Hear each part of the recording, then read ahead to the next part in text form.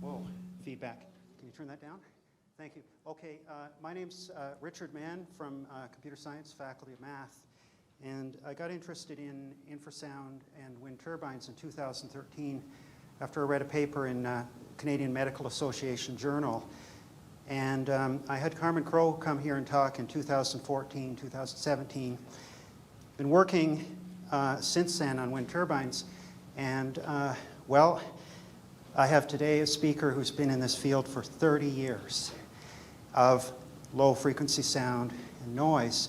And not only is it a wind turbine issue, it's a general issue and pervasive in our society, low frequency noise and vibration.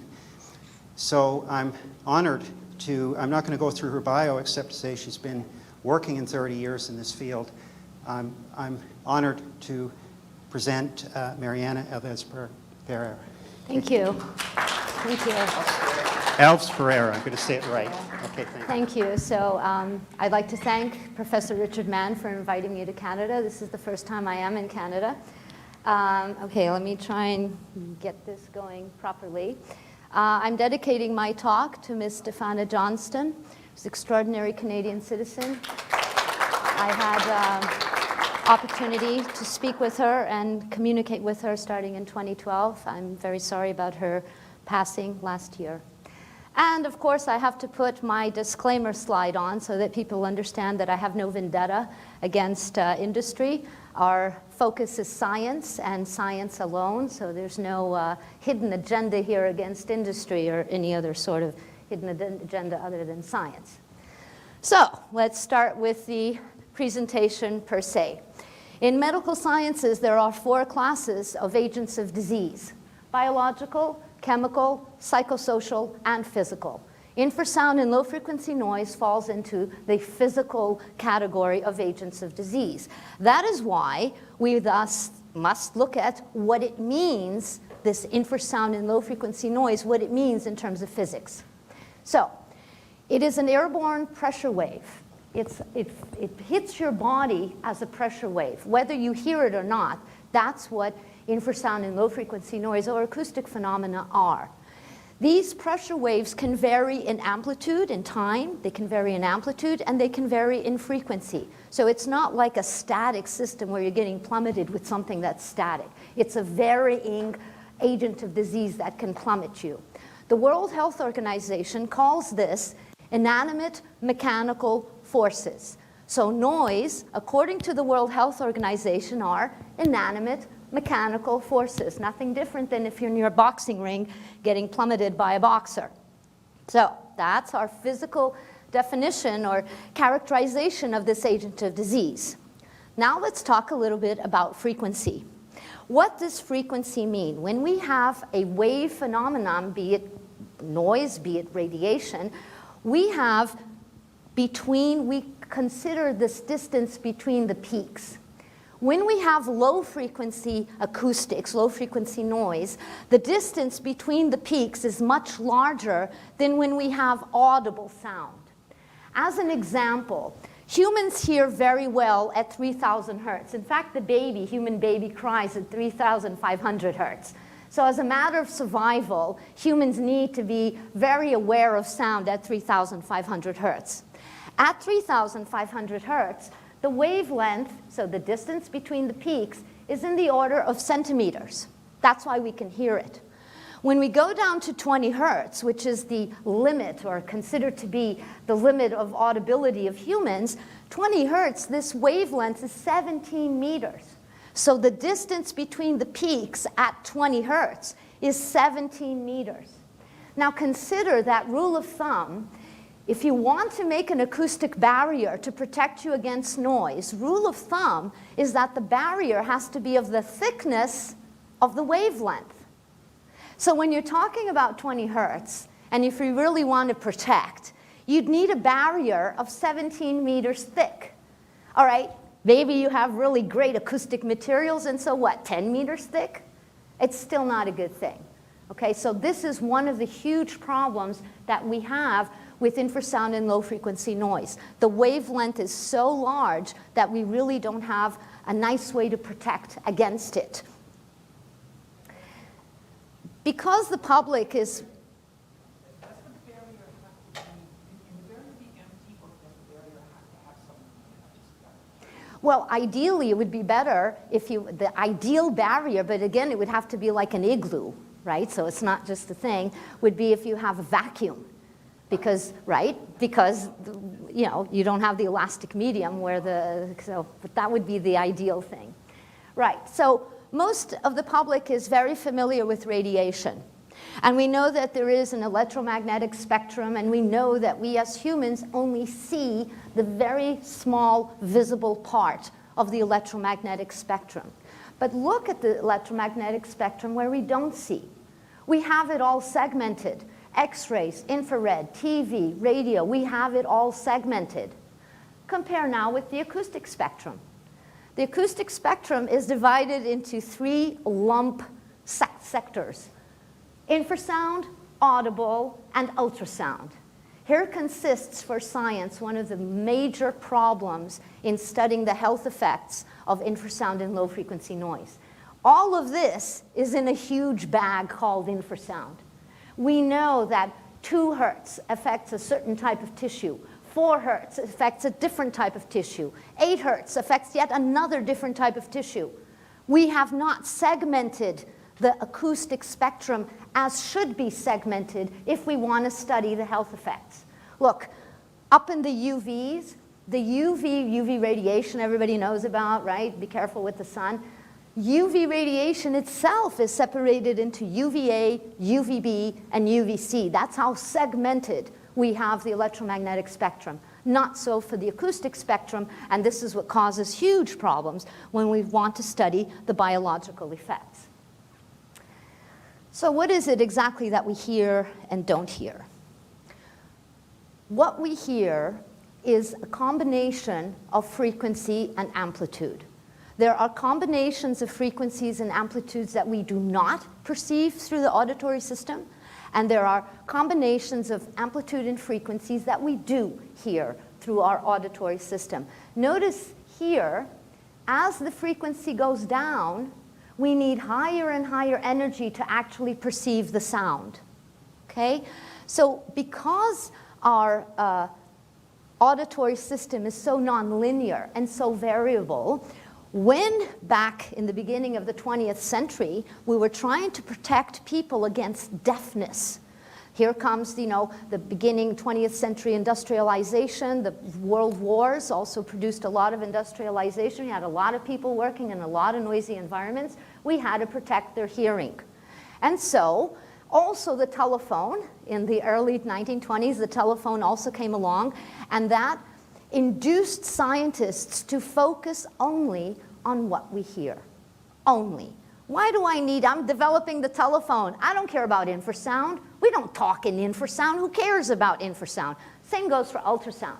When you're trying to protect the hearing, you don't care about these frequencies, because even if you are deaf at these frequencies, it won't stop your speech intelligibility. So, out comes the DBA. You've all heard of the DBA, and most legislation around the world, not everywhere as we shall see, but most legislation around the world regarding noise and health effects is legislated or established in DBAs. What does this mean? Looks like a blue curve going down, right? I want to point out here. Here it's almost a straight line. What does that mean? So here's the almost straight line. Let's go and see, oh, it goes down to 800 hertz, and it stops at 7,000 hertz. This is where we hear very well. This is where we want to protect human hearing so people don't go deaf, between 800 and 7,000 hertz. This is a very good range to protect human hearing. And so, if we look, 0, what does this mean?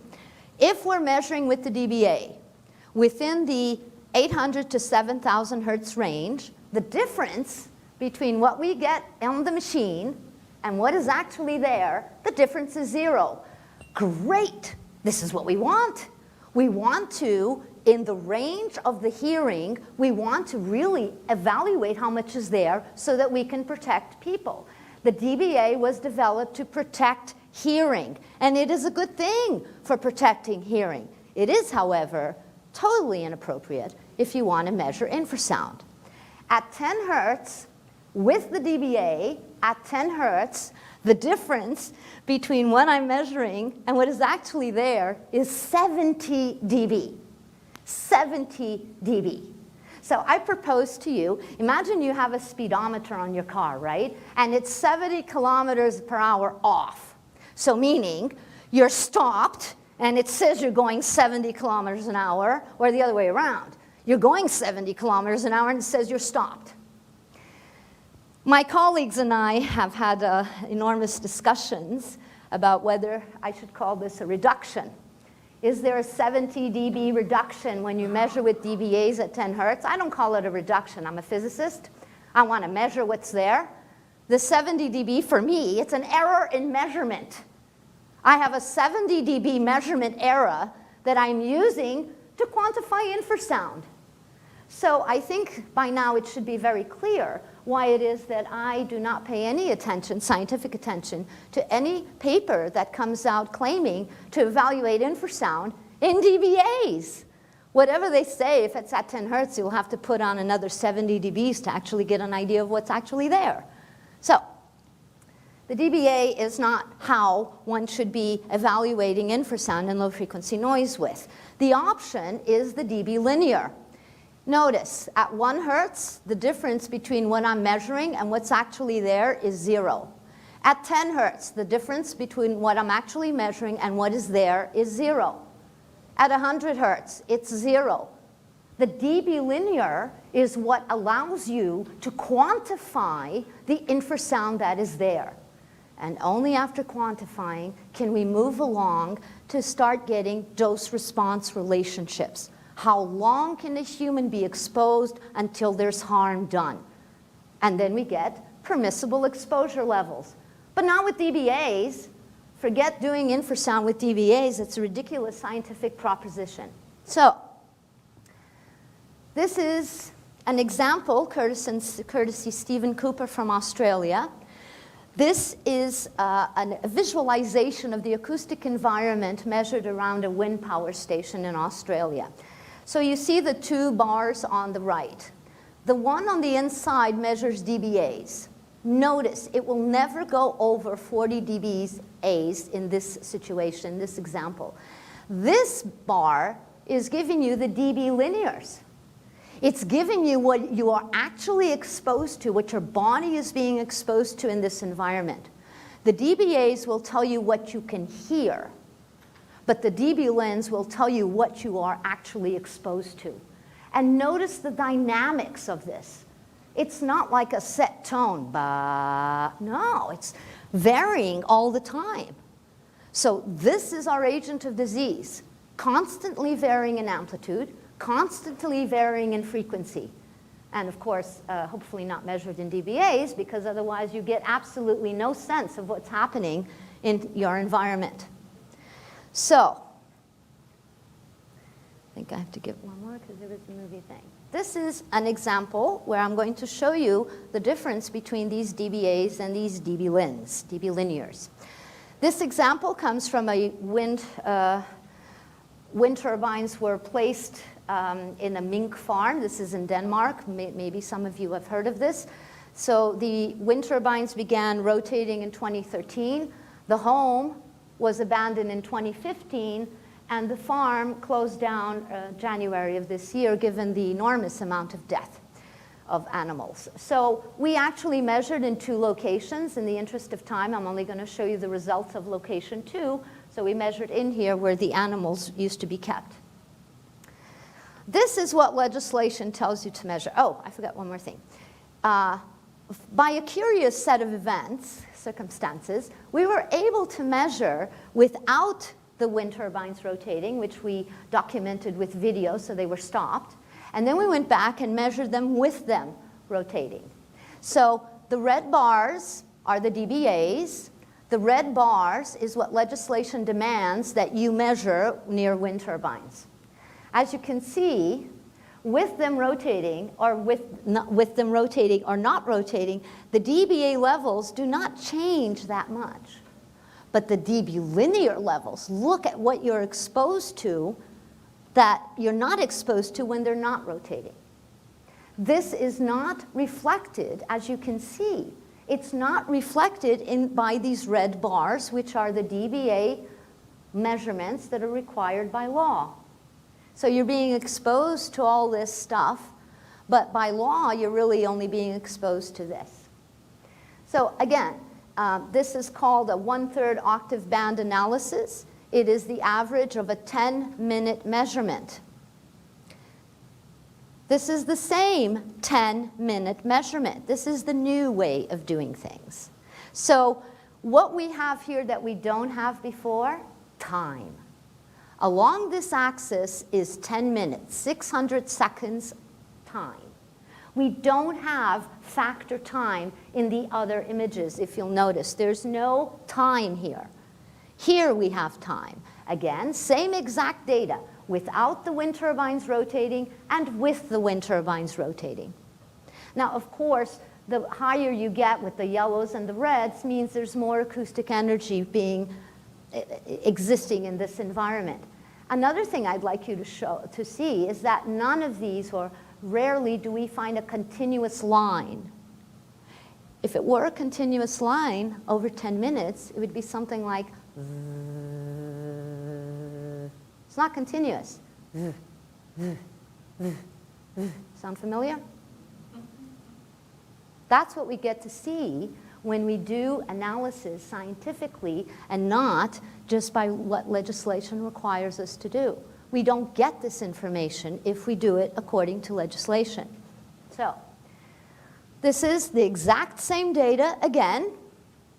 The blue line is when the wind turbines are not rotating. The red line is when they are rotating. So these two belong to this line, and these two belong to the blue line. You can see here, marked in vertical lines, what is called a harmonic series. Harmonic series is a mathematical tool that scientists use to study periodic things, periodic events. The peaks of the acoustic energy that is being emitted, in this case by a wind turbine, the peaks fall exactly on a mathematical series. Exactly. What does this mean? It's not wind. Wind does not fall on a mathematical series. It's not the ocean either, by the way, because the ocean waves also do not fall on this sort of pulse. This pulse comes from the wind turbine. It's what is generally called the wind turbine acoustic signature. These peaks are falling exactly on a mathematical series. No way in hell this is wind. No way it's the ocean either. So this is just an example of what it is that we are dealing with. What is the physical agent of disease? It is something that comes airborne. It's a pressure wave. It varies in amplitude and frequency throughout time. And this is what we have to contend with in terms of health. So what happens when these things hit cells? Cells were first identified by Robert Hooke in the 1600s. He later, well, until very recently, cells were modeled as elastic balloons. In fact, this is how we still are taught about cells. Oh, cell is a balloon with these floating things inside, and that's how we're taught cells are. Well, today, 400 years later, we know that cells are not really properly modeled as elastic balloons. They're properly modeled as tensegrity structures. Tensegrity architecture is one that allows continuous tension and discontinuous compression. So it allows for a structure to intake and perturbation, to intake an inanimate mechanical force and distribute it. It's not like an elastic balloon. Donald Ingber from Harvard University has for the past 40 years been studying the tensegrity structure of cells. New therapeutic solutions have already been developed based on the tensegrity architecture of cells. What you are seeing is how a cell reacts either to a vertical force or to laminar flow. Vertical forces and laminar flows are external, inanimate, mechanical forces that come and hit your cells. The red bars are modeling the membrane, the cellular membrane, and the blue bars are modeling the nucleus. None of these structures are static, and all react when they are in the presence of an inanimate mechanical force. Donald Ingber in Harvard, he now has a lab, the Ingber lab, and this is all they study. So this is really what is happening in terms of your body when you're exposed to these inanimate mechanical forces under the form of infrasound. Mr. Hooke also came up with the theory of elasticity. It's just a little bit more physics so you can understand other things that happen in your body when you're exposed to infrasound and low-frequency noise. So theory of elasticity, you probably all heard about this in high school. You know, you have a spring, and you put a certain amount of force in it, and the spring is going to deform. You double the force, and the spring is going to deform double. It's all very linear. This is not how your body reacts. Tissues are not classically elastic. Tissues are viscoelastic. Viscoelasticity, and now we go into material sciences, so we've done physics, acoustics, biology, now we're in material science. Viscoelastic tissues have three properties that elastic tissues do not: creep, hysteresis, and stress relaxation. This has to do with the response the tissue has in terms of how we apply the pressure or the inanimate mechanical force. Once we understand that tissues are not responding as if elastic balloons, but they are responding in terms of viscoelasticity, then we start to understand the nonlinear response in terms of clinical evidence in patients. Until we understand that human beings are composite, viscoelastic objects, we will not understand how it is that inanimate mechanical forces, airborne, can impact tissue. So,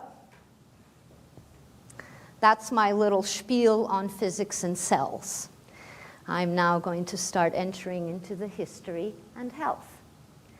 You all think this is new, this infrasound thing? You all think this started with the wind turbines? You got to be kidding, right? This started a long, long time ago within occupational environments. So let's start. 1960s, the US space program. Infrasound was studied in terms of immediate effects within this program. And of course, the facilities, the laboratory facilities that were available to the Apollo space program were quite significant and are still unavailable to most university and academic institutions. Here's what I would like you to first look at.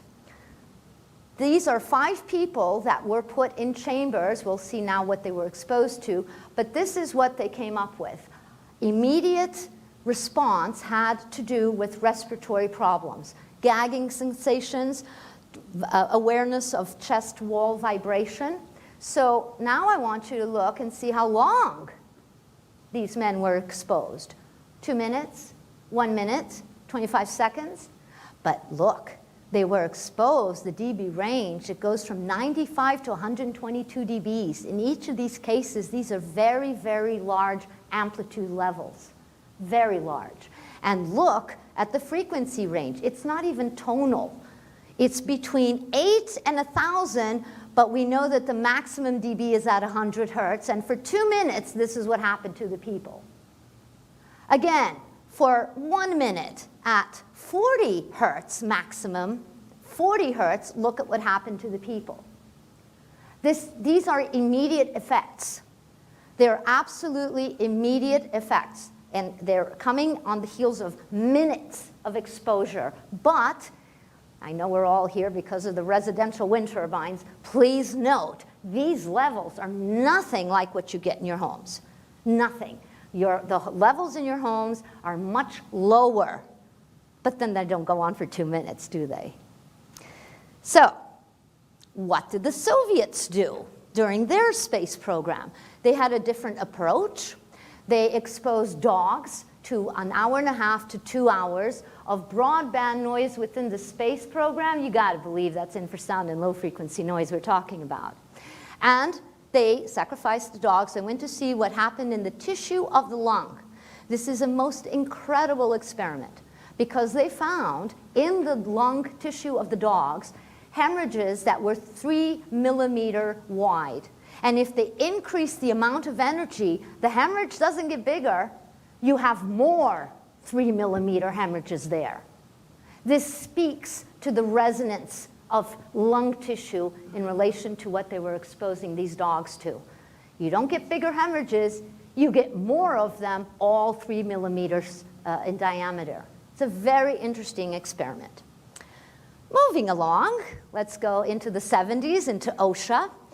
Now, in the 70s is when in the industry laws came out and started mandating that workers had to wear ear defenders, ear protectors. So it was in the industry in the 70s this started happening. One of the researchers at OSHA, I actually spoke to this man in the 90s. One of the researchers at OSHA then had an idea. You see, in the 70s, there was this thing called extra auditory effects. Now we don't use that word anymore, but it used to be extra auditory effects caused by noise exposure. So there was this theory that, oh, noise doesn't only cause deafness, noise can cause extra auditory effects. And that's what this man proposed to study. He went into this boiler plant and he took a tally of all the complaints workers had that were not related to hearing, extra auditory complaints. So these workers were then fitted with the ear protectors, and 2 years later of mandatory usage of ear protectors, Alexander Cohen went back into the boiler plant and did a tally again. What are you guys still complaining about of extra auditory effects? There's a list. All these complaints increased despite the use of ear protectors. So we're starting to get, from the 70s, an inkling that there is effects of noise that can affect your body and not your ear, necessarily. Still in the 70s, we go over to France. What did the French do? They got genetically deaf mice and normal hearing mice. And they evaluated the swimming performance of these animals. So in the first experiment, they exposed both the normal hearing and the genetically deaf mice to higher frequencies. So the frequencies that can make you deaf, the frequencies for which you use ear defenders. Of course, in the swimming performance of the genetically deaf mice, nothing happened. And after a certain level, in the mice that could have normal hearing, of course, all that noise, it made a difference, and their performance did go down. This is with the hearing noise. But then they exposed them to infrasound. And both the genetically deaf and the normal hearing had a decrease in performance. So it's not through the ear. It's not through the ear. So insisting on this DBA thing to define whether or not infrasound is going to be bad for you is totally unscientific. It's unscientific. It's scientifically invalid. So again, the French, in 1973, the National Scientific Research Center for France, they organized a whole colloquium on infrasound, 1973. Soviet, European, and American scientists were present. What you see on the screen are some of the titles of the papers that were presented at this meeting. On the heels of this meeting, 1974, a book was written with all the data. I have written some of the conclusions of this book. To me, the most important one is the last one. The fight of this kind, against this kind of noise could be directed preferably to the removal of infrasounds at the source and not tend in isolation to each particular location. This was known in 1970s. On the heels of this meeting, the Soviet Union, which was then upheld by the Russian Federation, established infrasound legislation. Look at this, 2 hertz, 4 hertz, 8 hertz, 16 hertz. Oh, yes, in dB linear, of course. They're not going to put it in dBAs. They're real scientists over there. So, and look, they separate out job, occupational settings with physical jobs, intellectual jobs, but they also single out populated areas and living in public premises. Since the 1970s, the numbers you are seeing here are the systematic updates that have occurred since the 1970s, and these are the numbers for 2000. I'm trying to get the more recent numbers. I haven't yet been successful with that. So what are we doing here, guys? 1980s. I come in 1988. Dr. Castelo Branco is in Portugal, Chief Medical Officer at the Air Force Base that was founded in 1918. From 1950s on, the on-site medical unit has all the medical records of all the employers at this base. I should remind you, historically in the 1960s, Portugal was at war with Africa, African colonies, so there was a lot of people working on this Air Force Base, up to 6,000 in the 60s and early 70s. So, Dr. Branco becomes Chief Medical Officer in 1980. He decides to visit the workplaces to determine what he should be concerned about with his workers. And he observes what is called a run-up procedure, run-up test. So after your aircraft has maintenance, they put it on the tarmac and they run all engine regimes while quality control personnel walk around with their checklists. Oh, we are defenders, of course, but that's all they have, and they walk around. So, while viewing one of these run-up procedures, Dr. Branco observed one of the workers starting walking without purpose, called an automatism. And he was going straight for the exhausts of the engines, and a colleague grabbed him in time, and the incident died there. But Dr. Branco thought that was very extraordinary, what was going on. When the run-up procedure was finished, Dr. Branco went to speak to the coworker who had grabbed his friend. And he said, what happened there? You had to grab your friend, what's going on? And the guy says, yeah, that sometimes happens. You know, back in the 60s, we couldn't grab one fast enough and he died, the poor guy. But yeah, that sometimes happens. Yeah, this is not what your medical officer wants to hear. You can't have the safety of your workers depending on another worker if he sees you or not. This is highly irregular. So since the automatism reminded Dr. Branco of something of an epileptic nature, he went back to the medical center and he went back to the records of these medical records of these workers. 10% had already been diagnosed with late onset epilepsy. The national expected rate in Portugal is 0.2%. So obviously there's a problem. So from 1980 until 1987, all these neurological tests were offered to these technicians. Dr. Castelo Branco is a pathologist by training. So in 1983, when a young worker, not yet 50, died suddenly, he wanted to understand the cause of death, and he requested from the family authorization to perform an autopsy, which was, of course, denied by the family. A colleague worker understood the importance of the autopsy to understand what is going on with these workers in terms of health. So in life, he went to the notary and demanded made a will and demanding an autopsy upon his death. 1987, September at 7 o'clock in the morning, the man calls Dr. Branco and says, "Doctor, I am not feeling well. I am going to die. I have called the ambulance. Please meet me at the hospital so that we can do the autopsy." Of course, Dr. Branco was taken aback and of course said, no, no, no, you're not going to die today. This is not the day of the autopsy. Good that you called the ambulance. I will meet you at the hospital. Please don't worry. Dr. Branco got to the hospital. The man was dead. And the autopsy ensued. We still today thank this man for having allowed us to autopsy him. We realized with his autopsy that this pathology was not at all restricted to the central nervous system.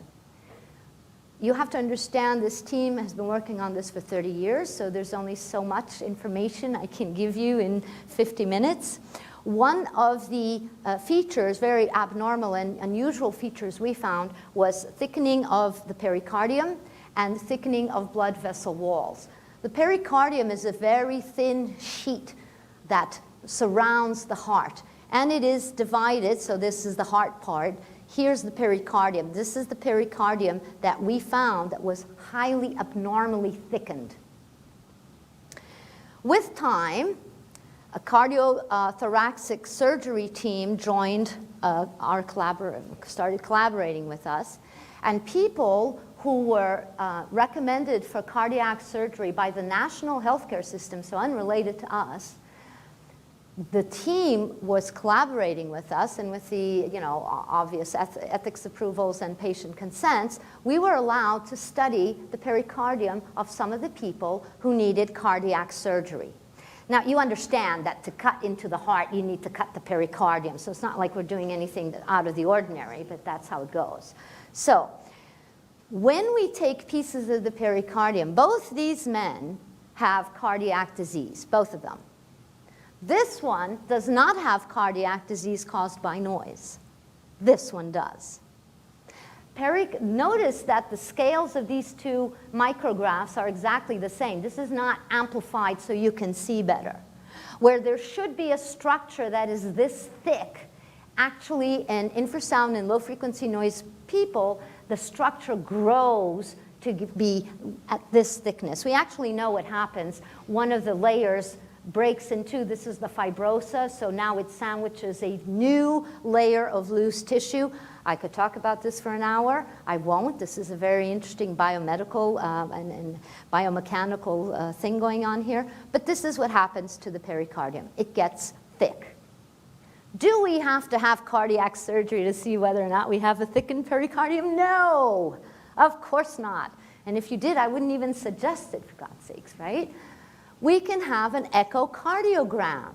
This is the ultrasound, like for the babies, but it's for the heart. And what do we see in an echocardiogram if it is a cardiologist who knows what they're looking for? This is your pericardium. It's thickened in this image. But then people who don't know will say, oh, but if you reduce the brightness, then all of this thickness will disappear. Maybe.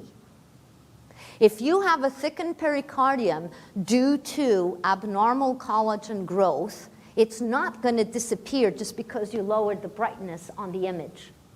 It's persistent echogenicity of the pericardium. I don't know how many doctors are here, but this has nothing to do with pericarditis. There is no diastolic dysfunction, and there's no inflammatory process going on. I'm not going to get into this. I'm not sure how many doctors we have. This is unrelated to pericarditis. And this image is from a 56-year-old man who lives under wind turbines.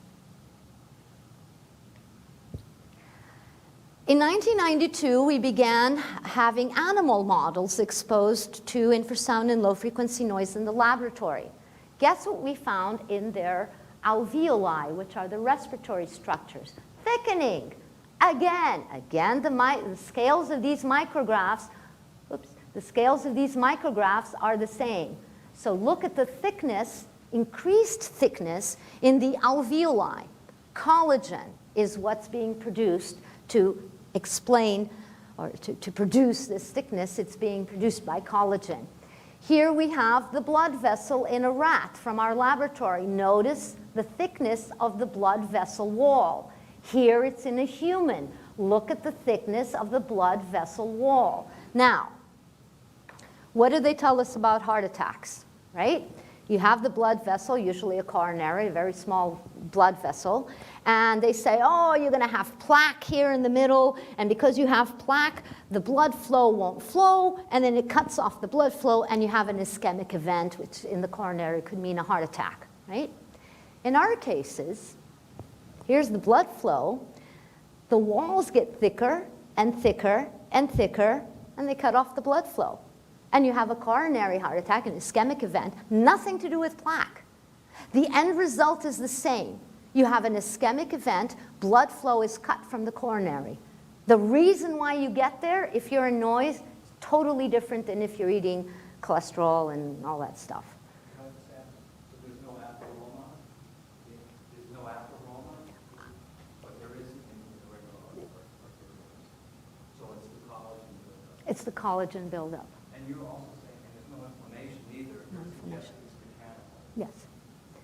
Yes. We have production of collagen without an inflammatory process. This is usually, medical science doesn't teach you this. If you have collagen production, it's almost mandatory that you have to have an inflammatory process going on. There isn't one. We have no inflammatory cellularity in these slides of tissue. There's no inflammatory cellularity, which. In other words, it's not related to lipid dysfunction or anything has to do with cholesterol. In terms of the outcome being an ischemic event of the coronary, no.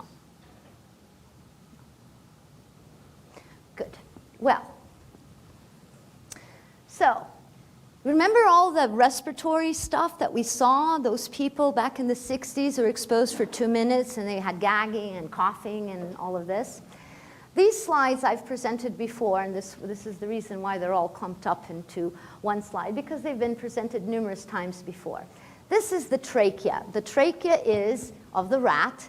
This is your trachea. So what you're seeing is we pull it out, we cut it, we open it, and we photograph.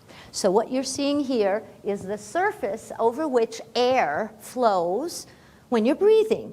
And you see the little cilia that's supposed to, help remove impurities when you cough. That's what this is. This is what happens to the same sort of tissue after exposure.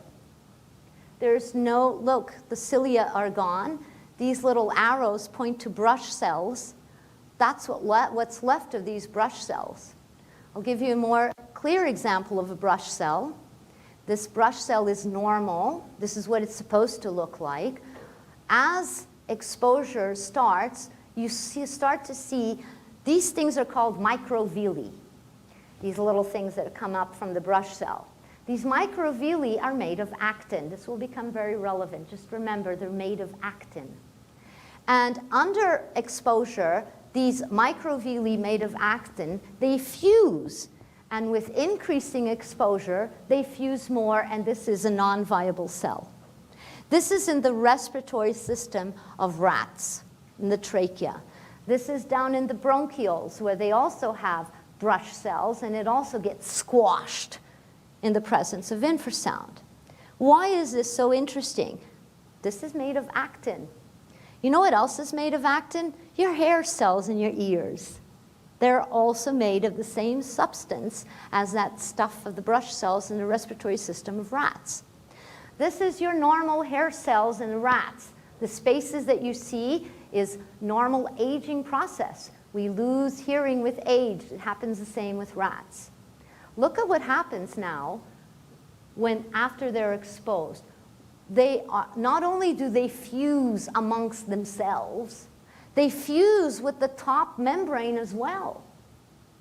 This is what happens in the cochlea of rats under infrasound. So now, here's your theoretical hair cells. They're supposed to be vibrating. And here's where they're attached. So whenever there's a sound coming in, this thing is going to move. But now, not only are they fused together, they're fused with the top membrane. So when this guy starts moving, they are just going to tug. And that can be painful because that's right connected to your acoustic nerve. So we have postulated back in 2004 that the reason why people have annoyance and hypersensitivity to noise is not psychological, it's hardly psychosomatic, but there may indeed be an organic basis for that. There may be an organic basis why people feel annoyed and why people have hypersensitivity to noise. It might not just be in their brain, if ever it was. There may be an organic basis for that. So, back in 1999, and based on what we had from all the aircraft workers or aircraft technicians, from a initial group of 306 workers, we selected 140. So 306 workers were submitted to selection criteria. No pre-existing cardiovascular disease, no pre-existing streptococcal infections, no diabetes, a bunch of other no's. Out of the 306, we ended up with 140. The sign and symptom that you see on this list exists there if 70 of these 140 men had it. So we went through their medical records. Don't forget, we have medical records for all these guys since the 50s. And we determined or counted how many people had developed, for example, bronchitis after 1 to 4 years of occupational exposure. Of these 140, 70 had bronchitis after 4 years of exposure, whether you're a smoker or not. Out of these 140, 70 had at least 70 had blood and urine after 10 years of occupational exposure. Occupational. 8 hours a day, 5 days a week, weekends in silence. And of course, you know, all of this is cumulative. Just because you're now working at this place for 15 years doesn't mean you stopped having the bronchitis, doesn't mean you stopped having the chest pain. It's cumulative. And this is why medical sciences has such a big problem with these patients. There's almost not one organ system in here that is not being complained about. It is very difficult for medical doctors to understand what is happening to the patient when the patient is complaining of almost all organs and systems in their body. And of course, this is men, and it's occupational exposure. You have no idea what they say to women if you go to a doctor with all these complaints, but that's a whole different topic now. Genotoxic effects have been studied since 1999. So we published the evidence of genotoxicity among the workers, and in 2001, the group won the Portuguese National Health Award, showing that infrasound and low-frequency noise has a genotoxic effect on humans and animals. This is a genotoxic effect as well. It's called teratogenesis. This is the foot of a rat born in our laboratory. Again, here you have the aborted fetuses from the mink farm. And again, here it's wind turbines. There it's not. And here it's not. This is in Australia. This home is contaminated with infrasound and low-frequency noise. Nothing to do with wind turbines. You think this is a wind turbine problem. It's not. It really isn't. And it's been long existing before wind turbines. So what happens now? Now it's the Chinese that are coming out with very, very interesting studies. As you can see by the titles of these studies, they're doing real science. They're not studying annoyance. They're not studying cortisol levels. They're studying the real science. However, again, 2 hours a day. Oh yes, much, much higher than you would find in the homes. 130 dBs or 140, you don't get this in your homes. In infrasound, it varies. There are, I'm sure, exceptions. But usually these levels are way too high for what we get in residences. 2 hours a day for 7 days, 14 days. People are getting it 24/7 for 365 days of the year. So we have to take stock of what is being studied here. And what have they found? There are many, many studies that the Chinese are doing. Why? Aren't you going to ask me, why are the Chinese studying this now? A space program again, you know? They're all up in space. We have to see which are the environments that workers can be in without jeopardizing the mission. You cannot have workers having problems when you have millions and millions of dollars of equipment under their hands. So this is why they're studying this, and look what they're coming up with. Learning and memory problems, lesions in the hippocampus in the brain. The the HSP70, the heat shock protein, notice it peaked at 24 hours, it decreased at 48 hours. This is a non-linear response. If you understand the agent of disease, if you understand that human tissue is viscoelastic, then you understand the urgency of these types of studies. They've actually even studied, I didn't put it up here, they have actually even studied therapies. What can we give to these rats so even under exposure they'll perform? And now it's just pictures. This is one of our first documented cases of environmental contamination in a home. We were back in '04. And these people, he's an architect. This is the view from his veranda, and you see this monster here. This is the culprit. This monster is actually, it's for cargo, so the ships come by and they take out the grain and put them in the silos, and then another ship comes by and they fill up the cargo of that ship. That's the purpose of this monster. He's an architect, he stays at home, and all of a sudden he couldn't be, he was very sick. His wife started showing symptoms as well as his children. So he called us.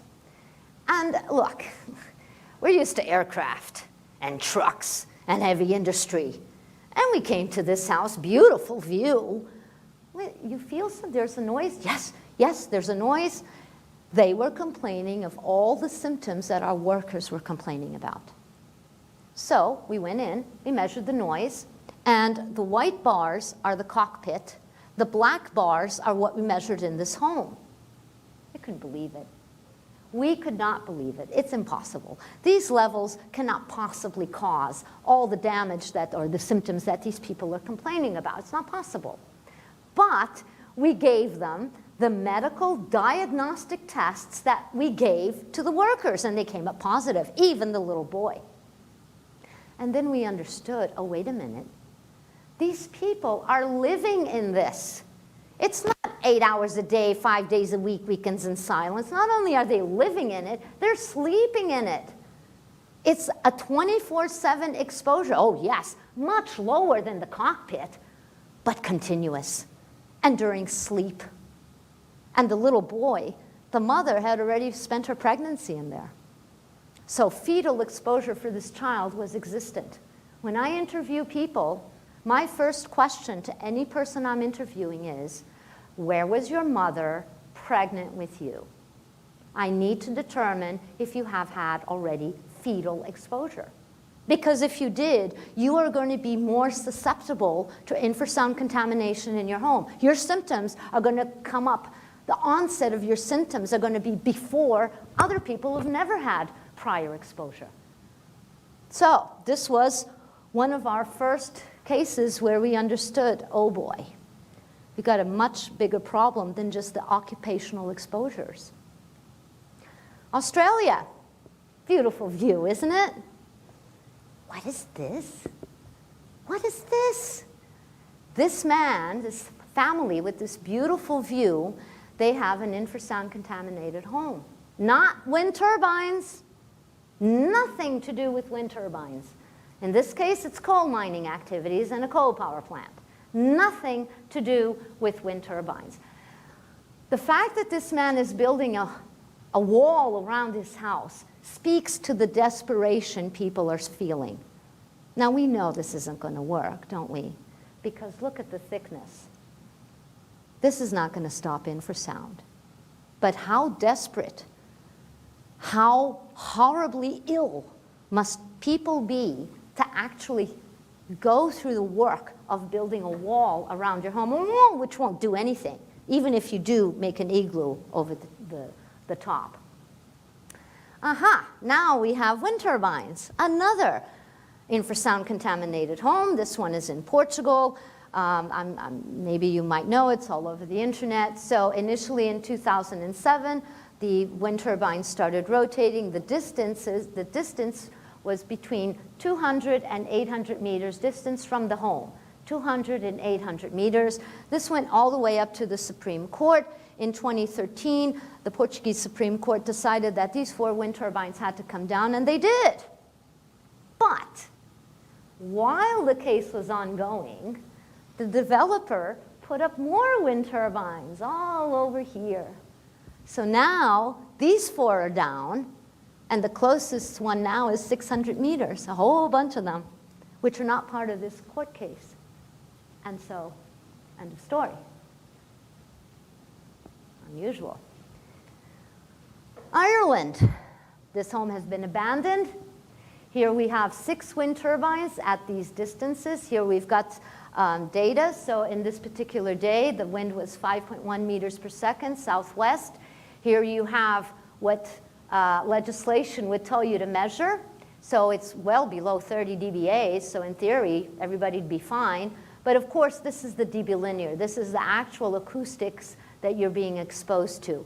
Again, we have the spectrogram. Again, this time, time is on the x-axis, so this is 10 minutes, and you can see sometimes it's pulsed. And again, in the same data, here are the harmonics showing the wind turbine acoustic signature within this home, which, thank God, has been abandoned. People are quite ill there, family of 6. Germany, 20 wind turbines within a 2-kilometer radius. If I had extended this to 5 kilometers, there'd be more wind turbines. This home has a beautiful lake here to the east of it. Notice that in this case, the wind turbines are to the east and south, so mostly they don't have wind turbines to the north and west. Mostly it's here. What this family has decided to do, they cannot abandon their home because their business is in their home. They have sent their children off to boarding school because the behavior changes in the children were just astounding. So they're off into boarding school.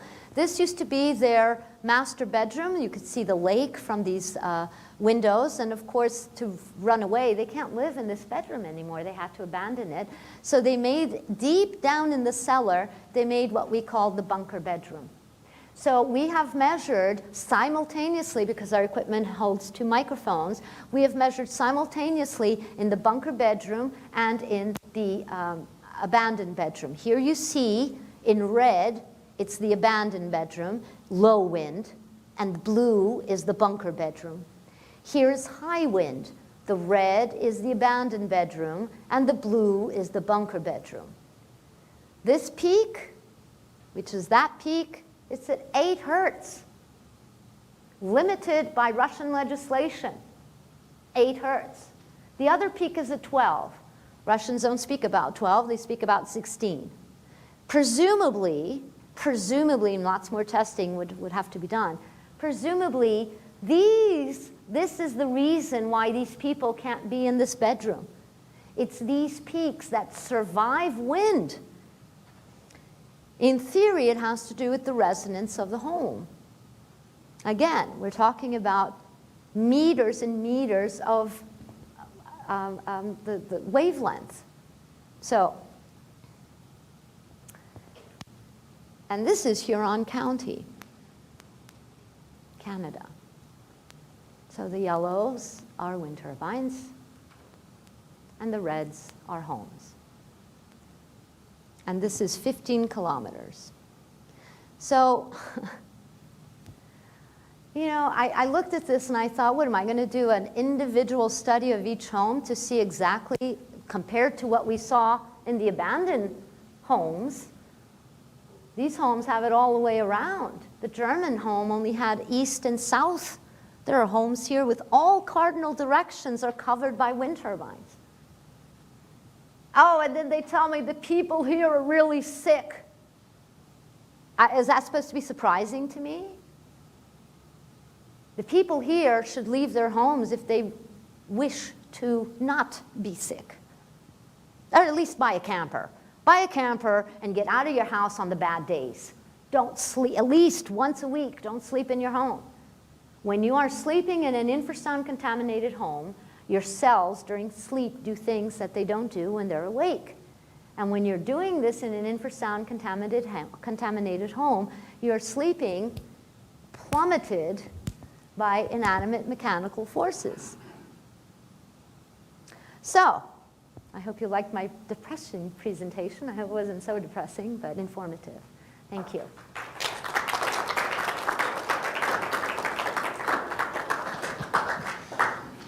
Thank you. Okay, are there any questions? I'll take questions from the audience.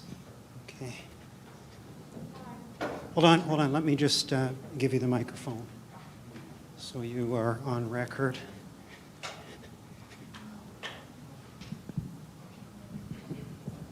First of all, may I thank Richard Mann, our professor, for bringing Mariana here. This is fantastic, and I thank you so much, Richard, for all you're doing to answer a lot of questions. My question, Mariana, is a simple one. I'm really concerned about collagen. Should I stop taking it? I don't think it's the same type. Why are you taking collagen? Is it for why you, or I wouldn't stop taking it. If you're feeling better with it, I wouldn't stop taking it. This is the collagen produced by your body to fence off. Do you understand? It's a tensegrity structure. So it's producing collagen to fence off these inanimate mechanical forces that are plummeting the body. I don't know how that relates to the collagen you're taking. I wouldn't stop any medically recommended. Well, I just thought at my age and stage I need all the collagen I can get to fend off everything. Thank you. Oh, no. Give it to someone else first.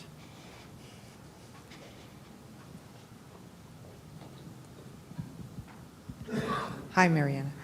Hi. Just a question around inflammation and inflammatory diseases. My understanding was there was an increase in inflammatory diseases around industrial wind turbines. Is there any science that supports that?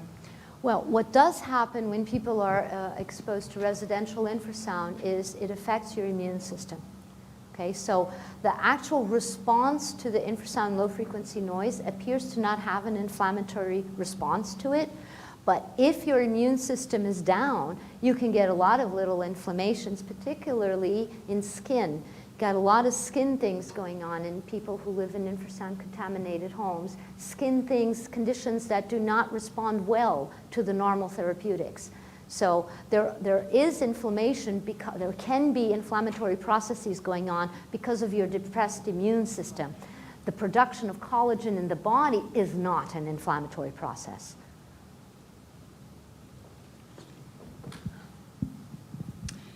I would like to sincerely thank Professor Mann for arranging this visit also. I know that his intention was and is to upgrade software so we can communicate at a soul-to-soul level about this difficult subject of infrasound. Professor Mann has consistently shown respect and compassion to rural people reporting harm because their homes have been surrounded by these industrial wind turbines against their will.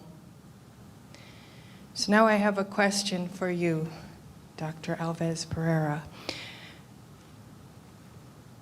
In Canada, we have a Radiation Emitting Devices Act, and we have regulations regarding devices that emit radiation. We also have federal statutes to protect us from such devices that have been manufactured, distributed, or imported into this country. The Minister of Health has refused to enforce the REDA, or Radiation Emitting Devices Act, despite reports of harm from industrial wind turbines. Would you comment on this, given what you know about this subject matter?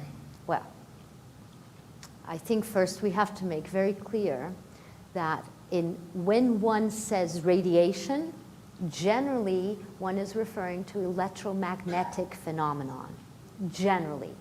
Now, internationally, infrasound is classified as non-ionizing radiation. So in theory, maybe one can place infrasound under this REDA thing, but I'm sure that the concept of this REDA thing may have been exclusively geared to electromagnetic radiation and not pressure waves. You know, they're two different entirely animals, so to speak, right? So electromagnetic radiation has a whole set of properties and stuff that acoustic radiating waves or non-ionizing radiation would have. I understand what you're trying to say. Wouldn't it be nice if devices that radiate or that emit infrasound could be placed under this REDA Act. That would be a nice thing. I have no idea what are the stipulations of the REDA Act. I would be hard pressed to believe that it would have anything pertaining to pressure waves, airborne pressure waves. I think they are probably all, I don't know, I'm just speculating, that they would all be termed in terms of electromagnetic radiation. So I would imagine that even if you would like to put the infrasound emissions under the REDA thing, you would have to open a whole different, the units are different, time exposure is different, so there's a whole bunch of specifications that have to be specific for airborne pressure waves and not just radiation in general. So it's a good point. It would be interesting. But this is an ethical crisis. Would you agree? And we don't have time to do that. But who should be held liable for this harm? Well, I've often been asked that. And from what I'm a scientist, I'm not a politician, I'm not anything like this, but from what I understand, every nation has an agency dedicated to public health. Every nation has an agency where public health is the issue, public health concerns are debated, are treated, are legislated. So right now, I would say that the public health agencies, whose job it is to protect public health, are perhaps skewed off their path, so to speak, or they're not doing their job properly. In their defense, infrasound and low frequency noise is still in, anything you do is almost pioneering. We don't know. Science, for all the reasons that I've just laid out for you, science does not know a whole heck of a lot. They should know more. There should be grant money to study this so that we don't end in 20 years from now with like the glyphosate problem, right? In 20 years from now, we'll all be here together, right, defining how much we have to pay to the harmed people. You know, back in the 80s, there was a guy I recently saw. Back in the 80s, there's a scientist coming out speaking about the dangers of microplastics. Did we pay attention? What about thalidomide and Roundup? So, you know, we can, at this juncture with infrasound, considering that other countries have done enormous amounts of work that perhaps we can, you know, take into account already. We don't have to go and reinvent the wheel. You know, I think precautionary measures should be taken, but that's me. I think precautionary measures should have been taken with plastics back in the 90s, but that's me. Well, this is what I think we're talking about upgrading software. It's long overdue that we rethink these sorts of issues and jump on this one now. There is, of course, the whole other aspect of how can we do this to people? How can we inflict upon people this horrible damage in terms of health and decide that it's okay? I mean, I don't know, shouldn't we learn from history? Aren't we perhaps already at a stage where we should have compassion for people who are being hurt by this? Again, I know you're all here for wind turbines. I have 5 or 6 families who have abandoned their homes, nothing to do with wind turbines. So I know we're all, and yes, it should be infrasound, as is in other countries, infrasound should be legislated. Like radiation is, like chemicals are, they should, like food coloring, all this horrible stuff that we put in our foods that are now being regulated because they recognize, oh yes, maybe it's not such a good idea. We're at a junction that we know this is bad for us, and yet we continue to do it over perceived economic benefits. I'm a scientist. I have no, all I can do is show you the science. This is what happens when people are exposed to noise, infrasound low frequency noise. Whatever the source, this is not an industry specific thing. Whatever the source. There was one case, guys, where the people were complaining about the noise, they couldn't sleep, and you know what it was? The neighbors upstairs had a newborn baby who had problems breathing.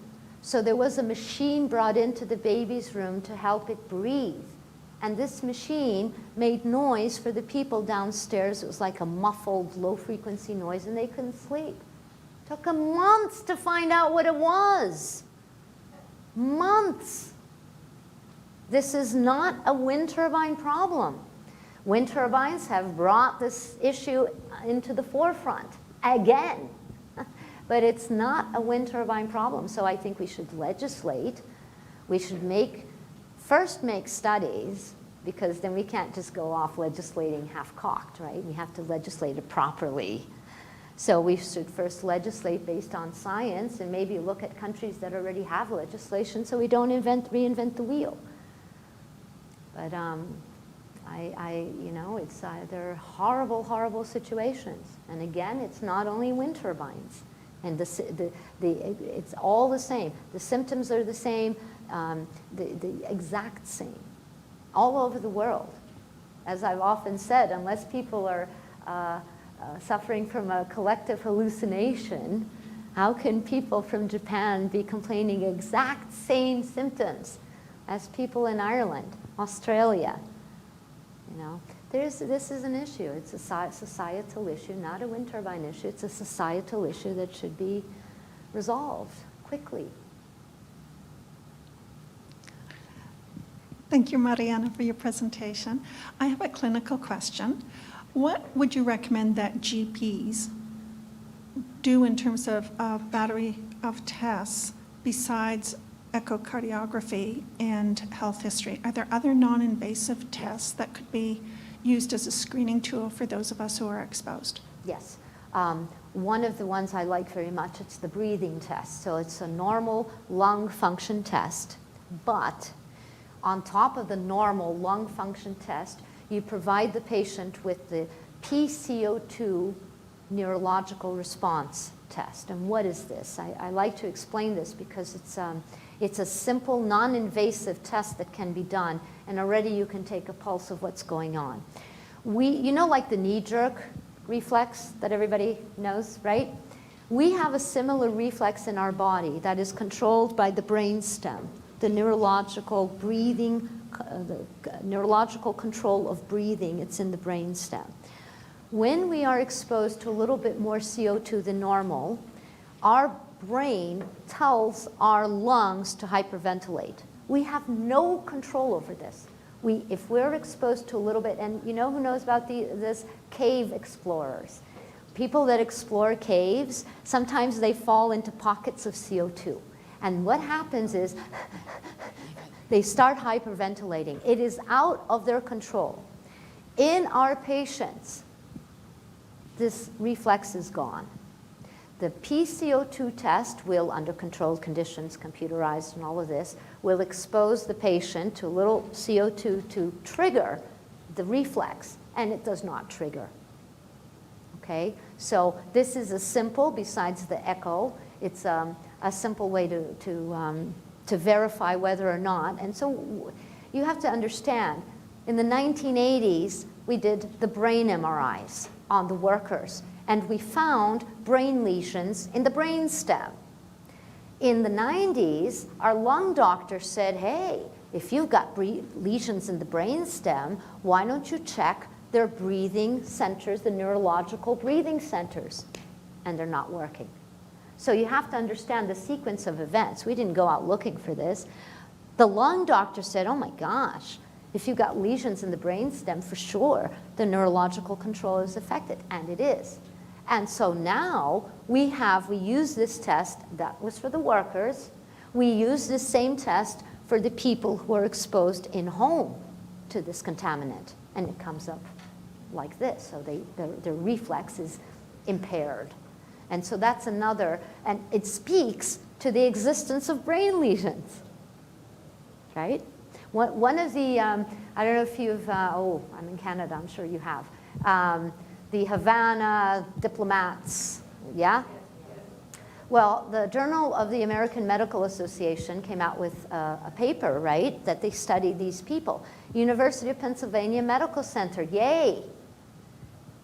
These people had certain types of symptoms, and the University of Pennsylvania Medical Center gave them the right medical diagnostic tests. Many of them are the same tests that Dr. Branco gave the workers back in the 80s. So my question, I even wrote a letter to the editor, which of course wasn't published, but my question is, so the Havana diplomats, American and Canadian, have all these symptoms, and they get to get all these tests. But these symptoms, if you read them, they're so the same as people living in contaminated homes. Oh, but they have a nocebo effect going on. They don't get tests. They're all crazy, right? But the same symptoms, the same exact symptoms that these diplomats in Havana were complaining of, got them tested. People that live in infrasound-contaminated homes are crazies. They don't get tests. So you see, where do we go with this here? Where do we go with this? Why, many people, they tell me, oh, we go to the doctor and we complain and we don't get a single test, prescribed a single test. At this point, I'm sorry, medical community out there, but you're leaving me no choice. At this point, I tell all the patients, go there with your symptoms. Don't mention wind turbines. Don't mention noise. Don't mention infrasound. Just with your symptoms alone, a real doctor will have to put the hypothesis that maybe you have a brain tumor. The symptoms are very similar. But once you mention noise, once you mention infrasound, once you mention wind turbines, oh, forget it. It's the crazy, no, it's not possible to have a brain tumor. So. That JAMA article that you mentioned, I was going to bring up this subject and ask you about it. Hi, I'm Ron Brown. I'm a PhD student at the School of Public Health.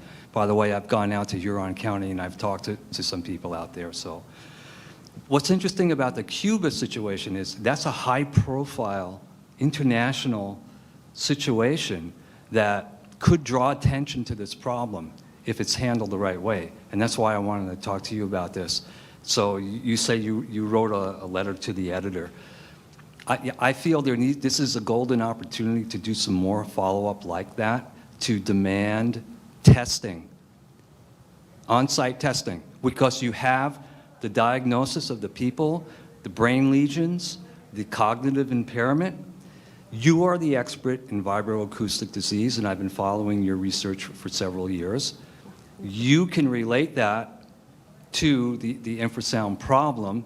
The next step would be on-site testing. For example, the ventilation system. I mean, these are countries that they don't have the same standards, building standards that we have, and they have these types of problems. As you say, it's not just wind turbines. It'd be very easy just to go in there and see what the results are.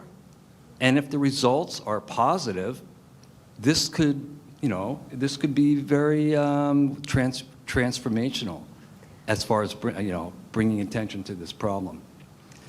Personally, I would like to work with you if you would like to write more letters or perhaps a review using that updated information from the University of Pennsylvania, because I think this is something where people like you especially, this is an opportunity. Get in there now. 60 Minutes has had last week or 2 weeks ago, they're still talking about this stuff.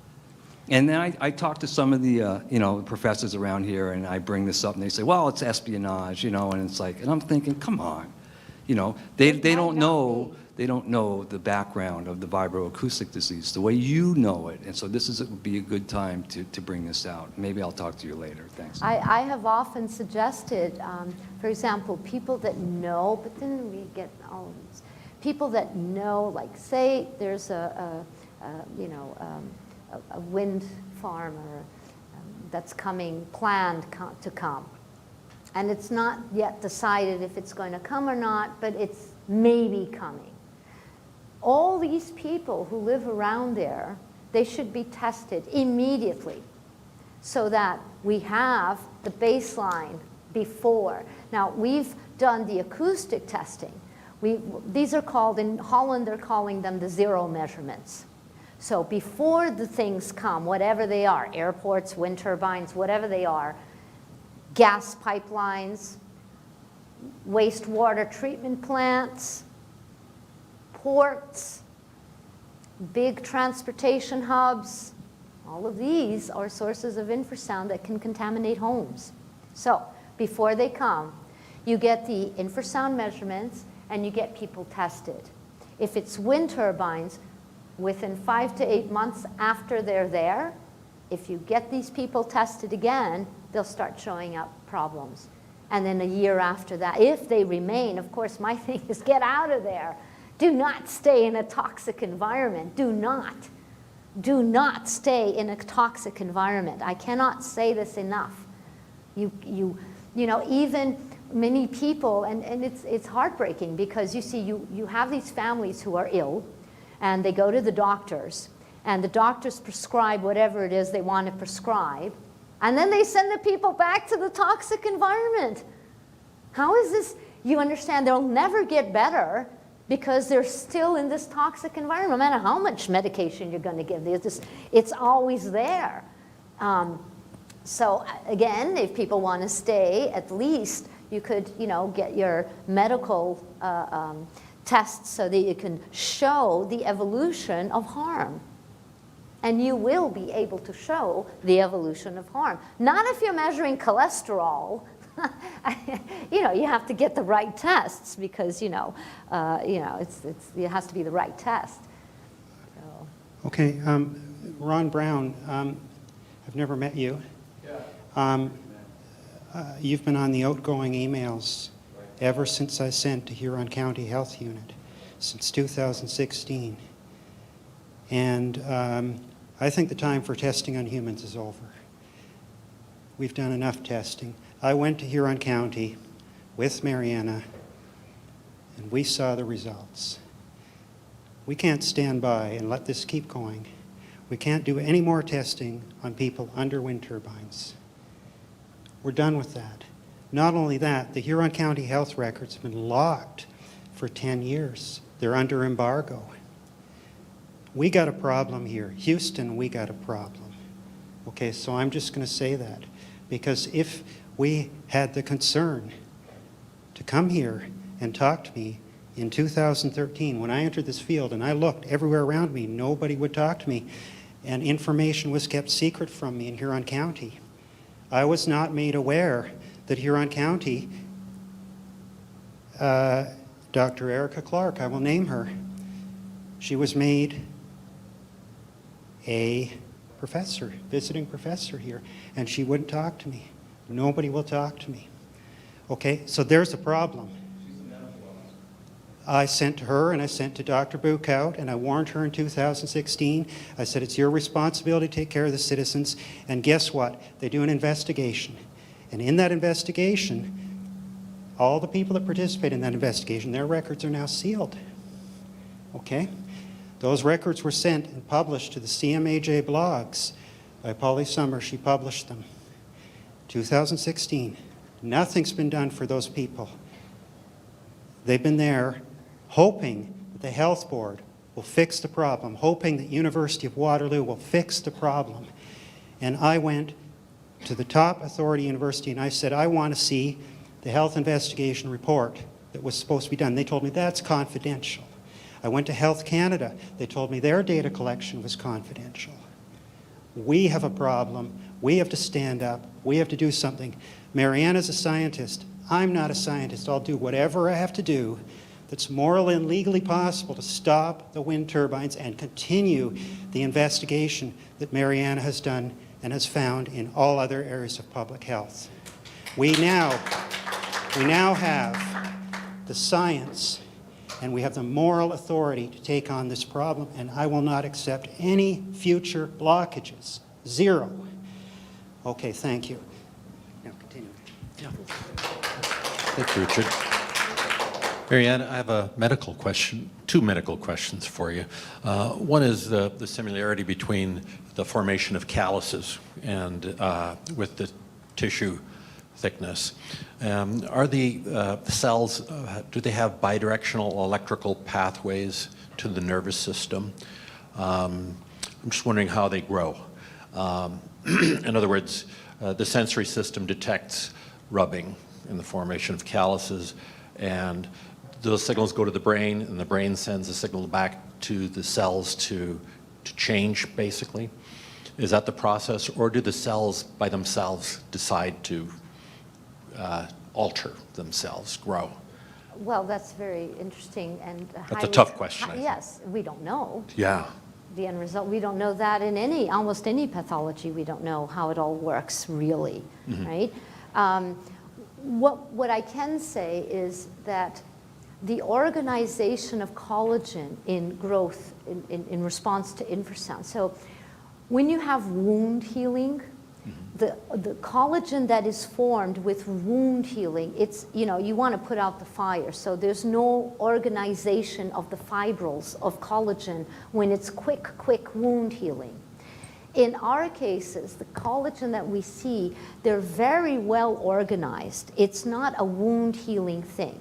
So considering that in association with the growth of collagen, we have angiogenesis, you see, because there's a whole, for example, in the pericardium, you have a whole new layer of loose tissue that's formed that's not supposed to even be there.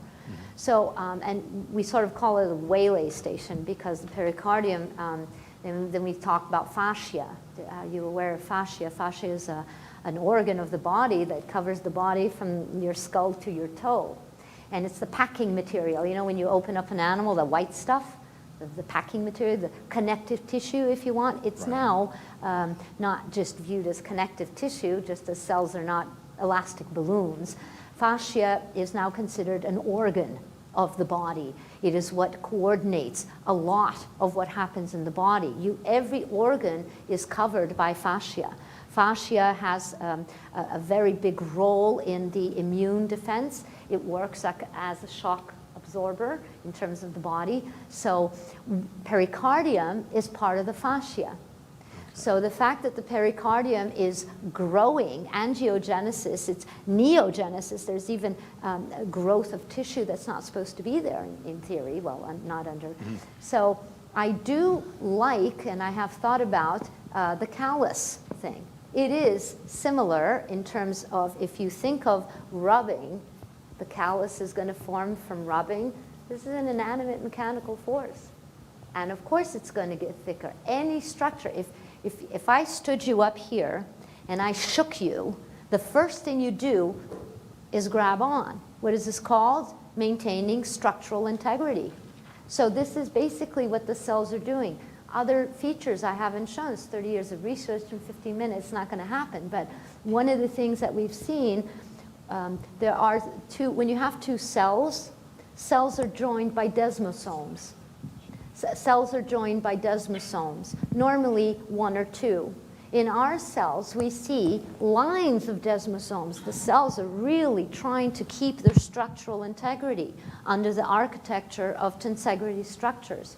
The whole organization of cells is changing to withstand the constant plummeting, and that involves the collagen growth. Sorry. Is it possible then that the entire surface of the human body is a diaphragm for a pressure sensor? It could, but you can't, it's not It's only the piezoelectric. entire surface, right? Yeah, Because skin. we are a composite viscoelastic object, right? So the mechanical properties of my body here are different than the mechanical properties of my body here. And you can't just say, we'd love to streamline things. But at this point of our very, very small knowledge, we can't streamline anything. Do you understand? Yeah. Yeah. Well, my second question would be the evoked potential analysis that you had mentioned in one of your slides. Was the auditory stimulus an exact time replication of the blade pass frequencies of a No. turbine? Okay. It's the normal brainstem evoked potentials is the normal click, the clicks Yeah, that they, okay, yeah. and No, that was developed for the military, right, back in the 70s. Okay. People trying to get compensated for hearing loss on the job, Right, and so yeah, they yeah. lied. And so that's why we have this brainstem auditory evoked potentials, which now even serves to determine hearing abilities in babies. Right? So, Yeah, so it's the normal click. Okay, thanks. So I'm going to keep going with questions here. I'm going to keep going. I'm going to one question here. I'm going to keep going with questions because this is important for the record that these questions be asked and answered. So here we go. Thank you. Thank you so much, Dr. Alves-Pereira, for a scientific talk, which was we've been waiting for a long time, and it's great. I'm Ed Verskate from Applied Math. I'm sort of an outsider, but I've been a colleague of Richard's in signal processing, so very much appreciate, definitely appreciate the work that he's doing. Very much appreciate what you're doing. My questions are non-technical. I hope, will you give us the privilege of having, getting copies of your slides, Of course. of your video. I don't know if, I don't know, you probably are talking to Richard about posting this. Oh, fantastic. I'm also wondering whether, you know, for people like myself that are sort of more old technology, to get this thing played on places like TVO or the documentary channel, I'd be willing to sign a petition right now if necessary, or you could probably have some kind of an email petition. You've got enough people here, you start the ball rolling. But thank you again very much for the work that you're doing. Thank you. Okay, I'm going to get to everyone. Don't worry. Don't worry. I've got you next. Right there. No, you right there. Right behind you. You asked early on. Oh, no, I, You asked early on. I did. Oh, was you asked? who did? You did. You ask for the microphone? Okay, I just have a quick question. Mariana, how, you mentioned an ECG and some tests that we should be asking doctors to run. Do you have a list of those that we would be Yes, able to get? yeah, it's all published. Yeah, I can get you that. Okay. There's a whole paper in Euronoise 2015. Okay. The clinical protocol. Mariana, my name is Ruby Mecker, and I am from southeast of Ottawa. We are and have been in opposition to the Nation Rise Wind Project. We just had a meeting with our medical officer of health, and I did advise him that my husband and I have gone to our doctor, and we too would like that list of tests. I hadn't heard of the first one. Going back to your comment on ethics, as a resident of a supposedly democratic country, we voted twice to be unwilling hosts. Our residents have done multiple petitions. We are currently doing now a notice of non-consent. My comment is, how can this Ontario government that came to power, Doug Ford shook my hand personally and said, turbines are done, and yet the Nation Rise Wind Project is presently under construction with the highest turbines ever in Ontario and the same 550-meter setbacks being built in what is considered a densely populated rural area. Where are the ethics? I'm the scientist. Should I speak as a citizen of the world? Okay, then where are the ethics of the pharmaceutical companies? Where are the ethics of the public health agencies? You know, it's not my, unfortunately or fortunately, I don't know, it's not my position to, I have, in science, there are scientists who have opted to also go into the politics, and that's fine. It's not an option that I'm making for myself. I try to stay out of the politics. Again, this is not a wind turbine issue. There are many, many other plants and industries that are being promoted and subsidized by governments and that are also infrasound contaminating the homes with infrasound. what to say? We're in 2019 planet Earth, right? In the midst of a paradigm change, so I'm told. That's not coming fast enough, is it, for all of us? But what to say? Again, have you all seen Erin Brockovich lately? You know, the modus operandi is the same. The modus operandi is different because Erin Brockovich did not live under wind turbines while she was fighting them. No, but the modus operandi is the of same, the yeah. big companies and the big Yeah, industries yeah. is the same. Oh, we're not producing anything. Oh, and if we are, it's not harmful. And, I mean, come on, we've all seen this before. And in defense of the wind industry, don't kill me, but in defense of the wind industry, they were lied to.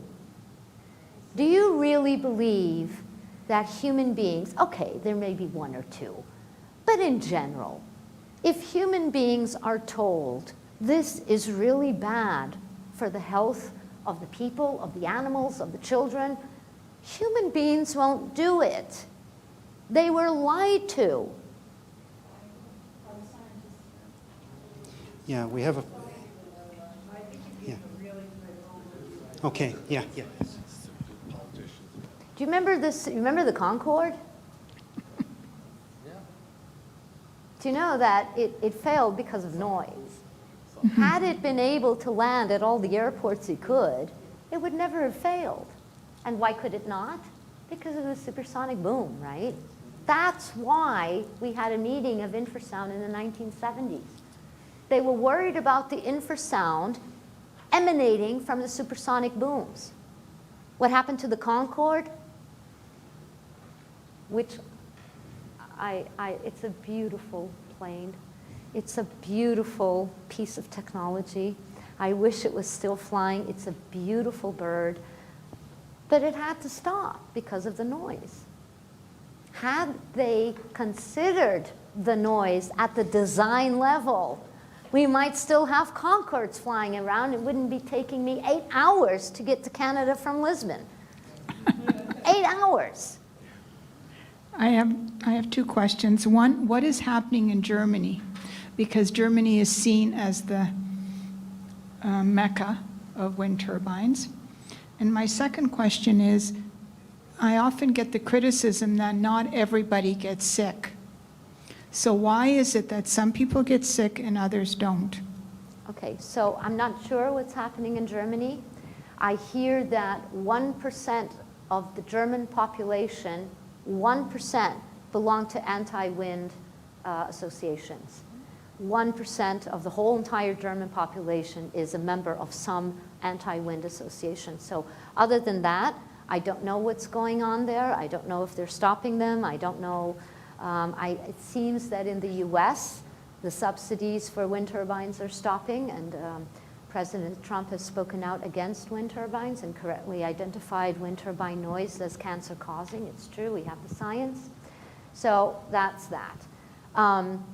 Why do people develop symptoms differently? It will, first of all, obviously depend on your genetic makeup and your individual susceptibility. Obviously, that's true for everything, every condition for humans. But it will depend on your prior exposure. So, are you comparing a retired aircraft pilot with a secretary? Are you comparing a drummer with a farmer? Do you understand? You have in the home, imagine, this has been studied, that's very interesting stuff, but so you have in the home 2 family members with different prior exposures. And then, with different prior exposures, one of them is a homemaker and the other works away from the home. So, this family will say, we live under turbines for 3 years. That's not entirely true. He or she goes out every day. Only one is staying in the home. So this person, in theory, will have an onset of symptoms that is earlier than the person who comes and goes from the home. This has been verified. There was a particular case in Australia where she was the homemaker and was staying at home, and he was the guy that was coming and going, working outside the home. And yet, he already had the high blood pressure, and he was already medicated. Oh, of course, they lived under now wind turbines, and so he's getting this really high blood pressure, and he's already medicated, but she's the one staying home. How is this possible? You have to get an interview. So I interviewed the man. So what did you do before? The man at this point was about 60, late 50s, 60.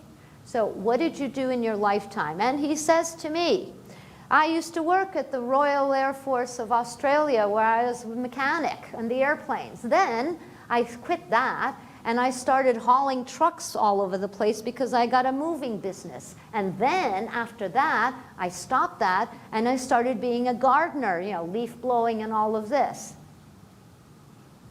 So of course you put this guy inside a wind turbine home, of course he's going to develop stuff really quickly. You have to get an interview, and it begins with, where was your mother pregnant with you? I don't know about here in Canada. In Europe, we have tons of mothers who spent their pregnancies working in car factories, in textile factories, in shopping malls. Have you checked out the infrasound in shopping malls? And so these children already have fetal exposure. You put one of those in a wind turbine home, of course they're going to come up with symptoms before other people that haven't had this prior exposure. So that's one of the main reasons that people are not doing interviews. People are not getting the history. It's cumulative. It's like radiation, okay? It's just like radiation in terms of cumulative effects. Get to speak into it. Oh, hi. Well, let me add my thanks for coming to Canada and giving us a very clear presentation today. Many of us have been following your work for several years, and it's great to have you here in person. My question concerns that picture. That is a picture, you could take that picture in many different parts of our province and in many other places around the world. When I look at that picture, I see an epidemic in the making. Yes. So the question is, how long is that epidemic going to take to manifest itself? And who's going to take responsibility for it? Well, I don't know who's going to take responsibility for it, because by the time anything, you know, comes clean, all the people who should be made accountable won't be here, right? We're the thalidomide guys and the glyphosate guys and the microplastics guys. They're not even around anymore, right? So I don't know if holding people accountable should be our, you know, purpose. I think our purpose should be to not let anybody else get exposed the way, for example, these people in Huron County are getting exposed. Epidemic? Who decides if the epidemic is here? First of all, you need the medical community who's what? Looking at cholesterol and cortisol? They're not going to find an epidemic there. The World Health Organization has a whole thing called non-communicable diseases.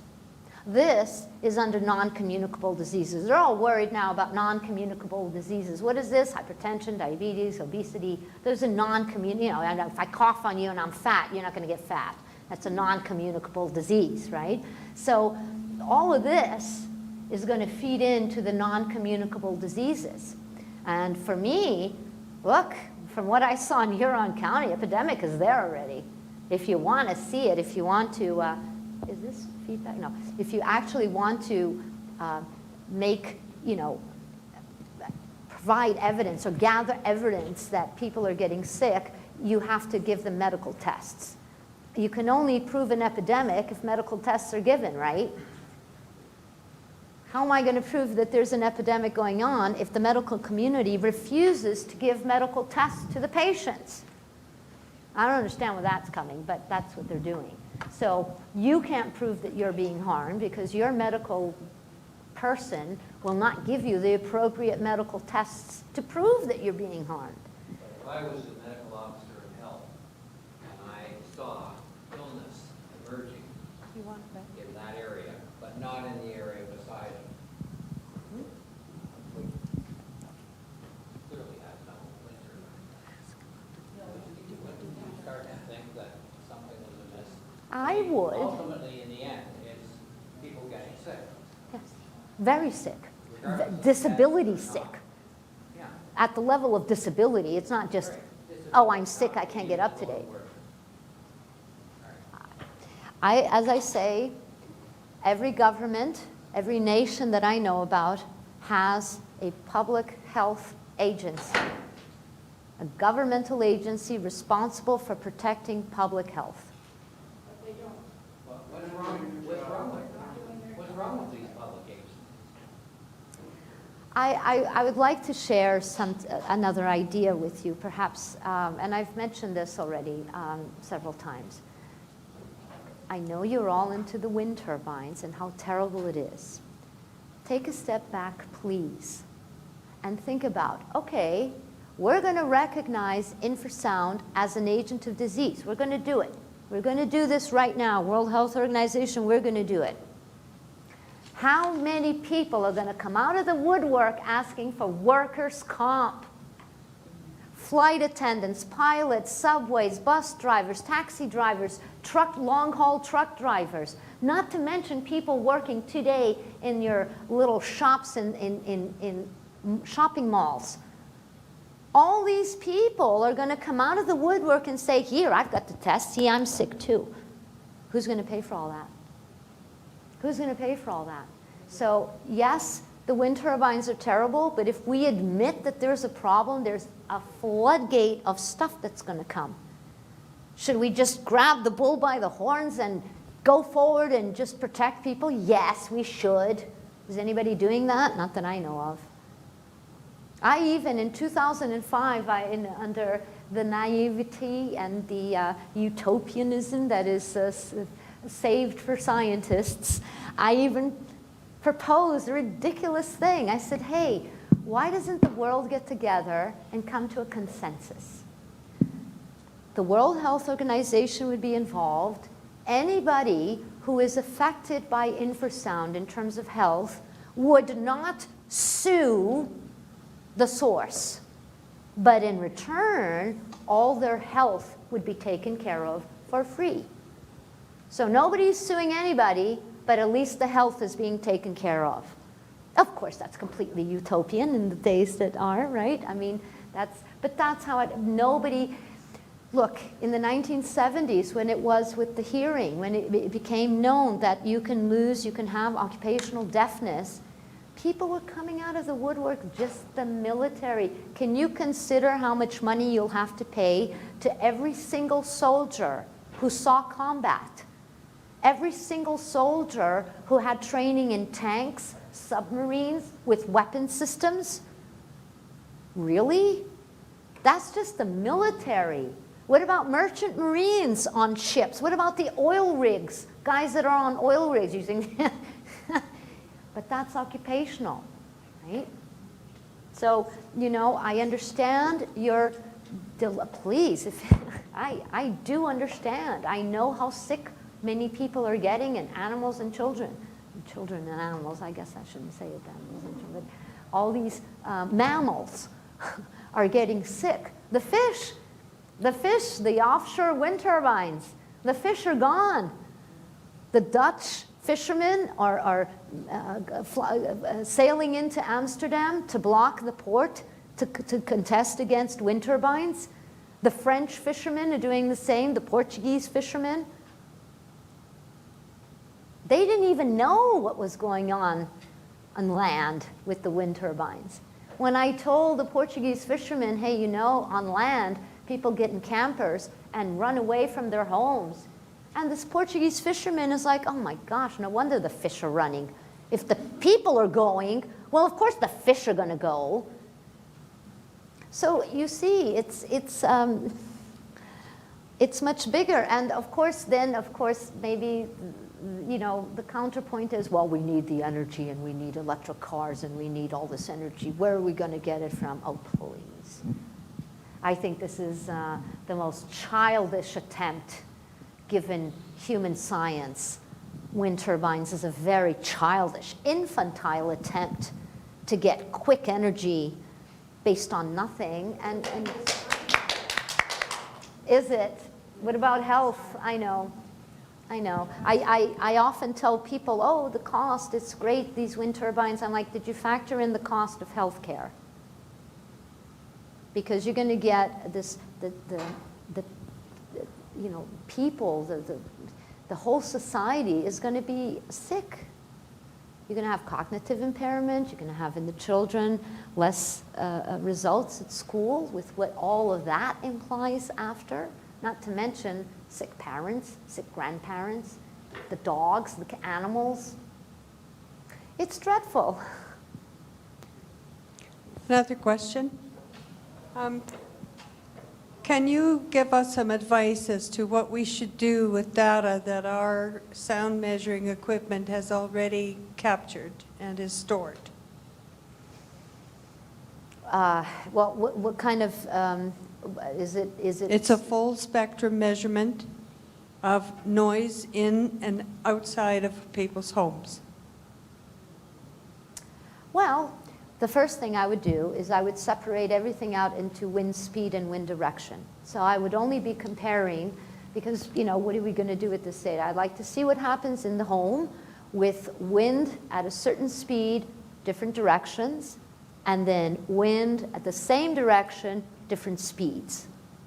Okay, so then we can get a sense of, you see, the more the wind, the more the acoustic energy inside the home. It's inside the home you're measuring, yes? Because that's another thing. Legislation requires you to put the microphones outside the home. We have one there too. Well, if you have them both, then you can, you know, do a differential. One outside and one inside is good. But only outside? That's what legislation says, right? It has to be outside the properly line, something like this. My question is that where you sleep? Is that where you eat and lounge around out there where they have the microphone? I'm the scientist. I want to know where the person is, how much is the agent of disease there? Not over there, outside in the, you know, in the garden, in the cornfields. I don't care about that. So I would separate out. I would get all the data of the weather. I would see in which days I could compare same wind direction, different wind speeds, and then same wind speed, different wind directions. And I would try to get a sense of what happens in your home. That's what I would try. And take it to, where do we take that information? You take it to a science to get it published. Thank you. Government apparently doesn't care. You mentioned earlier about cancer, and I know there was a study done. Can you talk about the lungs? And because I know a lot of people poo-pooed the idea when, oh, wind turbines or infrasound doesn't cause cancer, but you did some research on the lungs and the difference between the right and the left. Could you expand a little bit on that? Well, before that, let me explain why we did these studies. So in our aircraft technician population, there are a lot of people developing multiple cancers with good results. With good results. So these are not your typical cancers. They're caught ahead of time, and they're good results, meaning the survivorship was high, and they were multiple. And this is what actually led us to begin to start what happened with genotoxic. What is the genotoxic effect of infrasound low-frequency noise? So there is a test called cystochromatid exchanges, and it measures exactly that, the exchanges of cystochromatids. This is how the carcinogenic effect of smoking was established with this test, cystochromatid exchanges. So we did this test, cystochromatid exchanges, on our aircraft technicians. All came up positive for genotoxicity. We later did it in 2001. I'll get to the tumors in a minute. We later did it in 2001 with animals and with aircraft pilots, so commercial airline pilots. And again, the genotoxicity of infrasound and low-frequency noise was made very relevant. For this work in 2001, we won the National Public Health Award for showing the genotoxicity. Now, that's having to do with cystochromatid exchange studies. What we then looked at is, we have their medical records since the 1950s. So we know the evolution of cancers in this population. And what we found in our population of exposed workers, all the lung cancers that we had, smokers and non-smokers alike, all the lung cancers that we had were in the right lung and were squamous cell carcinomas. Usually, if you get cancer due to smoking, you see the type of tissue that decides to make a tumor, there are different types of tissues. So in the lung, you can also get small cell cancer. Small cell cancer is the type of cancer usually appears in smokers. What we get in our patients, there's 11 of them, it's not like 122, but there's 11 men whose cancers are all in the right lung, and they're all squamous cell carcinomas. So the type of carcinoma is squamous cell carcinoma. When we looked at the rats exposed to noise in the laboratory, you see, rats did not live enough time to develop the actual tumor. So we never found a cancer tumor in our laboratory rats.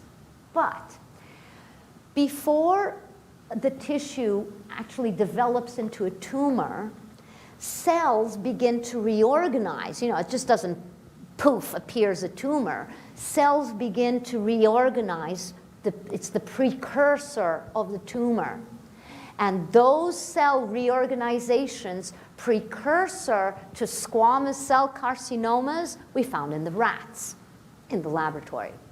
So while we never found a cancer tumor in the rat, because they don't live long enough, especially under those conditions, we did find the precursor cellular organization of the squamous cell tissue that would lead to the tumor. So that's as for the lung tumors, that's what we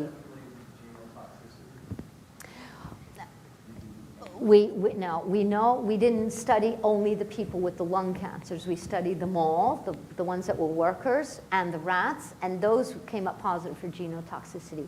But we didn't do it in the people who actually had the tumors. Not all of these people are. Okay. Quick follow-up. Is that because the right bronchus is straighter than the left? I'm sorry? Is that because the right bronchus is straighter than the left? It makes it more vulnerable? Well, our supposition is, and then we go again, we have the biomechanical, right? So we have the lungs. Imagine the lungs are like two plastic bags hanging, right? And now all of a sudden I'm going to shake them, right? Because that's what happens when they're under infrasound, inanimate mechanical forces. What's over here that's not over here? The heart. The huge mass of the heart, which is not going to let this one shake like this one. So just biomechanically, they will have different properties. We surmise, we speculate, we postulate that that is the reason why. All of this is mechanical. Your agent of disease is an inanimate mechanical force, so your line of defense is going to be mechanical. By the time you get all the biochemistry pathology, it's 3 or 4 years down the line, you have irreversible lesions going on already. Your normal biochemistry that normally shows pathology, it won't show up pathological within the 1 to 3 years. Only much later will you start getting all the biochemical pathology that people are used to seeing. It's the mechanical pathology that happens first. And if you're not looking for that, you're not going to find anything. You think the person is fine. When we look at who knew what when, I mean, I think the wind industry knows a lot more about low-frequency sound than they're admitting to. I think the governments know a lot more than they're admitting to, and I think the health departments know more than they're admitting to. So we have a problem with admittance of what you do know. And the cost of admitting to the damage is going to be very high. So that's all entering into the plausible deniability of, you know, how long can I hide from what it is that I do know? But the question I wanted to ask is the physical damage permanent? Well, it depends on how long you're exposed. We have young, back in the 90s, when Dr. Bronco discovered all of this, what we started doing is that the young incoming workers, we would give them an echocardiogram. If they already have thickening, they can be hired, but they're not going to work in noise. And in the workers of noise, every year they'd have an echocardiogram. As soon as the thickening went above a certain limit, that person was removed from his job and placed in a different location, still working, not noise. So there is, if you catch it sufficiently ahead of time, or if you have the unfortunate situation where you have to live in a contaminated home, what I would strongly suggest to all of you is at least one night a week, do not sleep in this home. Why? It allows your body some respite, okay? If you insist on staying in an infrasound contaminated home for years at a time, or even infrasound job for years at a time without taking respites, lesions can become irreversible. How far away? Nobody knows. For that one night, did you Oh, wherever you feel good. That's why I suggest to everybody who is looking at living in a contaminated home with infrasound, whatever the source, buy a camper. That is the single most important health advice I can give you. Buy a camper. Do not go out and rush and buy another piece of property. Please don't do that. Let the dust settle with these infrasound machines, and maybe you can buy a piece of property in the future. The solution, if you live, and I say this to everybody, you need to give your body respite. Buy a camper and get the hell out of your contaminated home at least one night a week. People who have been doing this, they are starting to feel a little better. Hardly well, but a little better. And you have to think of this as the boxer, right? What does the boxer do? He goes into a boxing ring and what? Inanimate mechanical forces for 15 rounds maximum, right? And then what happens to him? Out. Out. Go and rest, go and heal, and only after that can you come back in to the boxing ring. In infrasound contaminated homes, you never leave the boxing ring.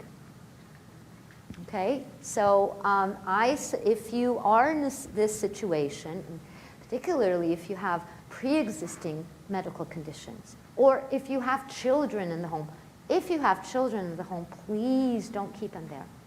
Please don't keep them there. If they are teenagers, the hormones are raging. Teenagers without wind turbine noise can be complicated. Teenagers with wind turbine noise, don't keep them there. The German family, they sent their kids off to boarding school. Do not keep the children in these homes.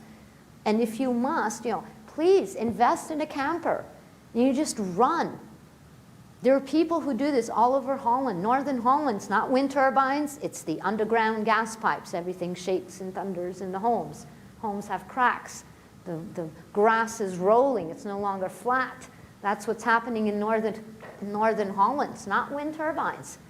And what many of these people do, they grab their campers and they just drive until they feel okay. Do I feel okay here? Fine, this is where I'm going to sleep. So this is what I suggest, because science does not know what is a safe distance from wind turbines specifically.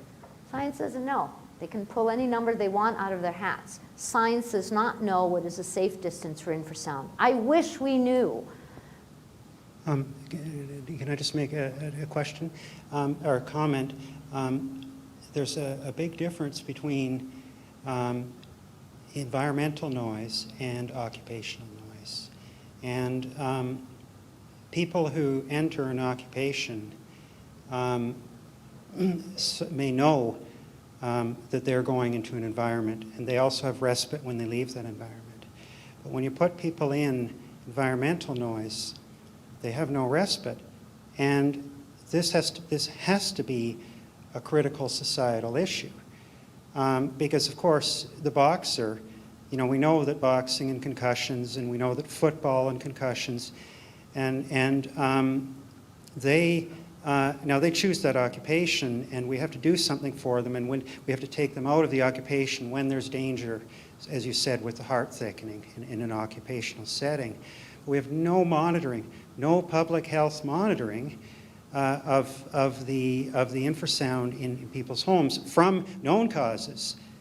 And then there's all the unknown causes that the sound sleuths are going to go and find. But we have known causes. And so I can't understand, I can't stand here and allow public health to ignore this problem. Okay, so I'm going to turn it over to another question. Yeah, I just want to say Sorry, something yes. in defense of the medical community and defense of the public health people who don't seem to be doing their jobs. Alexander Cohen, the guy who wrote the 1972 OSHA study of the boiler plant workers, I spoke to him.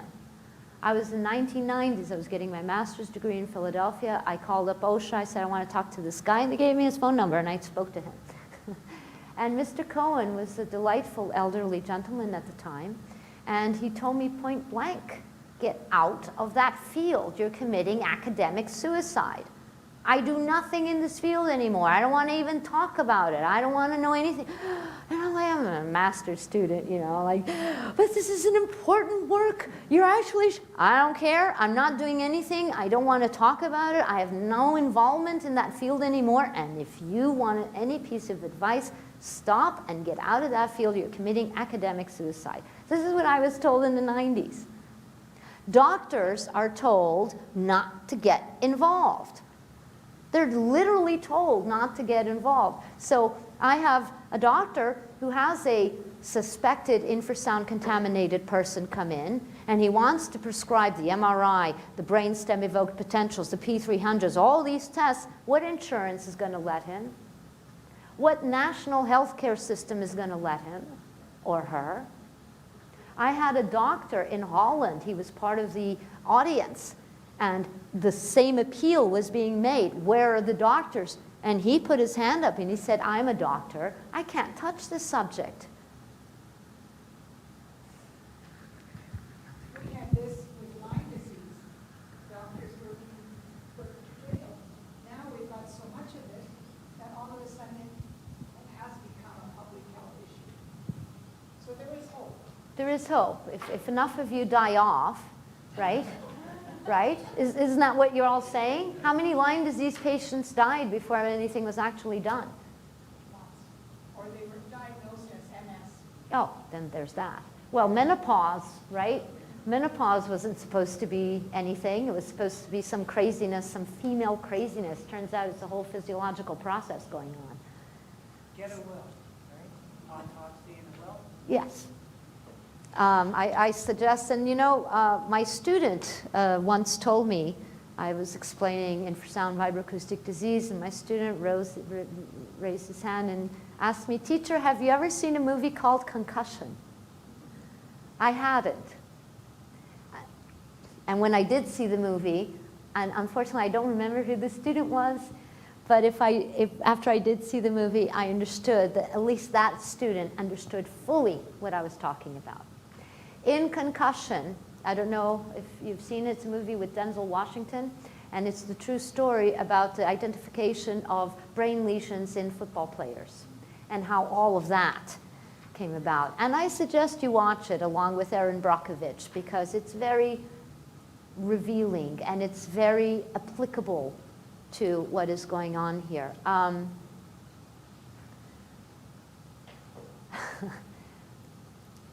Obviously, I worked with a pathologist, Dr. Branco.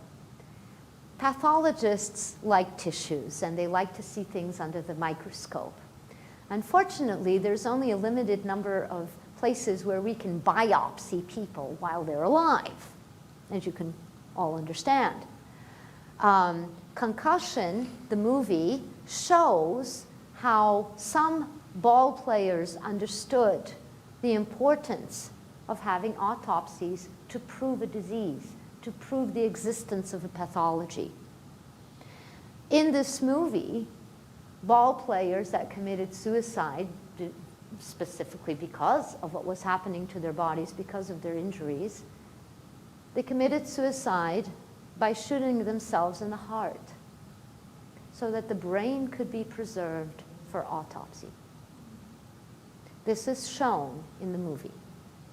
Now, we all know, I think, what happened to Miss Stefana Johnston when she had in her will that she wanted to be autopsied for the purposes of science. Apparently, she was cremated, so much for that. But autopsy, being myself from a pathologist background, autopsies and biopsies are how we definitively define a pathology.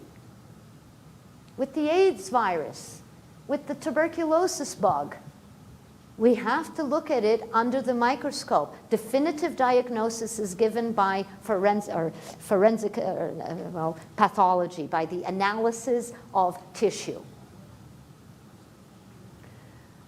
On the other hand, maybe you can go to Cuba. If you go to Cuba, they have an excellent healthcare system over there.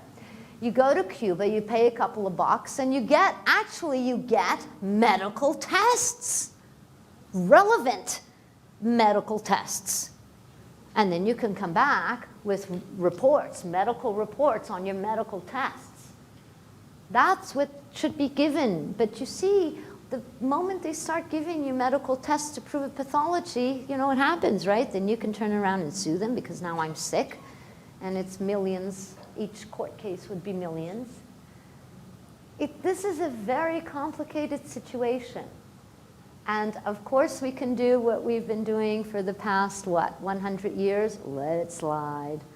Let it slide. Let it become somebody else's problem. I'm out of here. I've made my millions. I've sold my house. I've gone away. I'm not going to do anything else with these wind turbine things. I'm not going to help fight. Oh, and I'm affected. It's not even wind turbines. Why should I even pay attention to these wind turbine people? I'm affected, but it's not wind turbines. Same problem. Same problem. What if, I'm going to do an evil thing here. Yes, I'm going to live stream an evil thing. What if you had the backing of the unions, of workers who are equally harmed and exposed to this? Think about that. You think it's all a wind turbine problem? It's not. What if you start accepting into your fighting groups people who are affected by infrasound but not wind turbines? How about that? How about you have the Aircraft Pilots Union behind you? They're sick as dogs, guys. Sick as dogs. Go talk to them. Go and find out how many do not even make it to the 65-year mark in terms of working. They all stop before, for whatever reason. Or the flight attendants. Same problem. How come you're not joining up with them? Or the sailors, or the merchant marines. How's that for evil thinking? It's all the same problem. I have people who they have no support group. Do you know why? Their infrasound contaminated home is contaminated not by wind turbines. Where do they go? You think you have it bad? You guys all have each other, and now you have the whole world fighting against wind turbines and other people who are sick about with wind turbine contamination. What about all the other people? It has nothing to do with wind turbine. Are we going to wait for them now to all get sick as well? So, you know, you have a common enemy, which is infrasound proliferation without any legislation or guideline. Join in with other people who are being harmed for the same reasons. Even though it's not residential, it's occupational. So what? Think about that. How powerful would you be with a bunch of unions behind you? This is an example. I'm not telling you to do this. It's just letting you know that there are a lot of people out there suffering from infrasound low frequency noise, which perhaps if you unite, might be advantageous. This seems so much like a call for higher consciousness on this matter.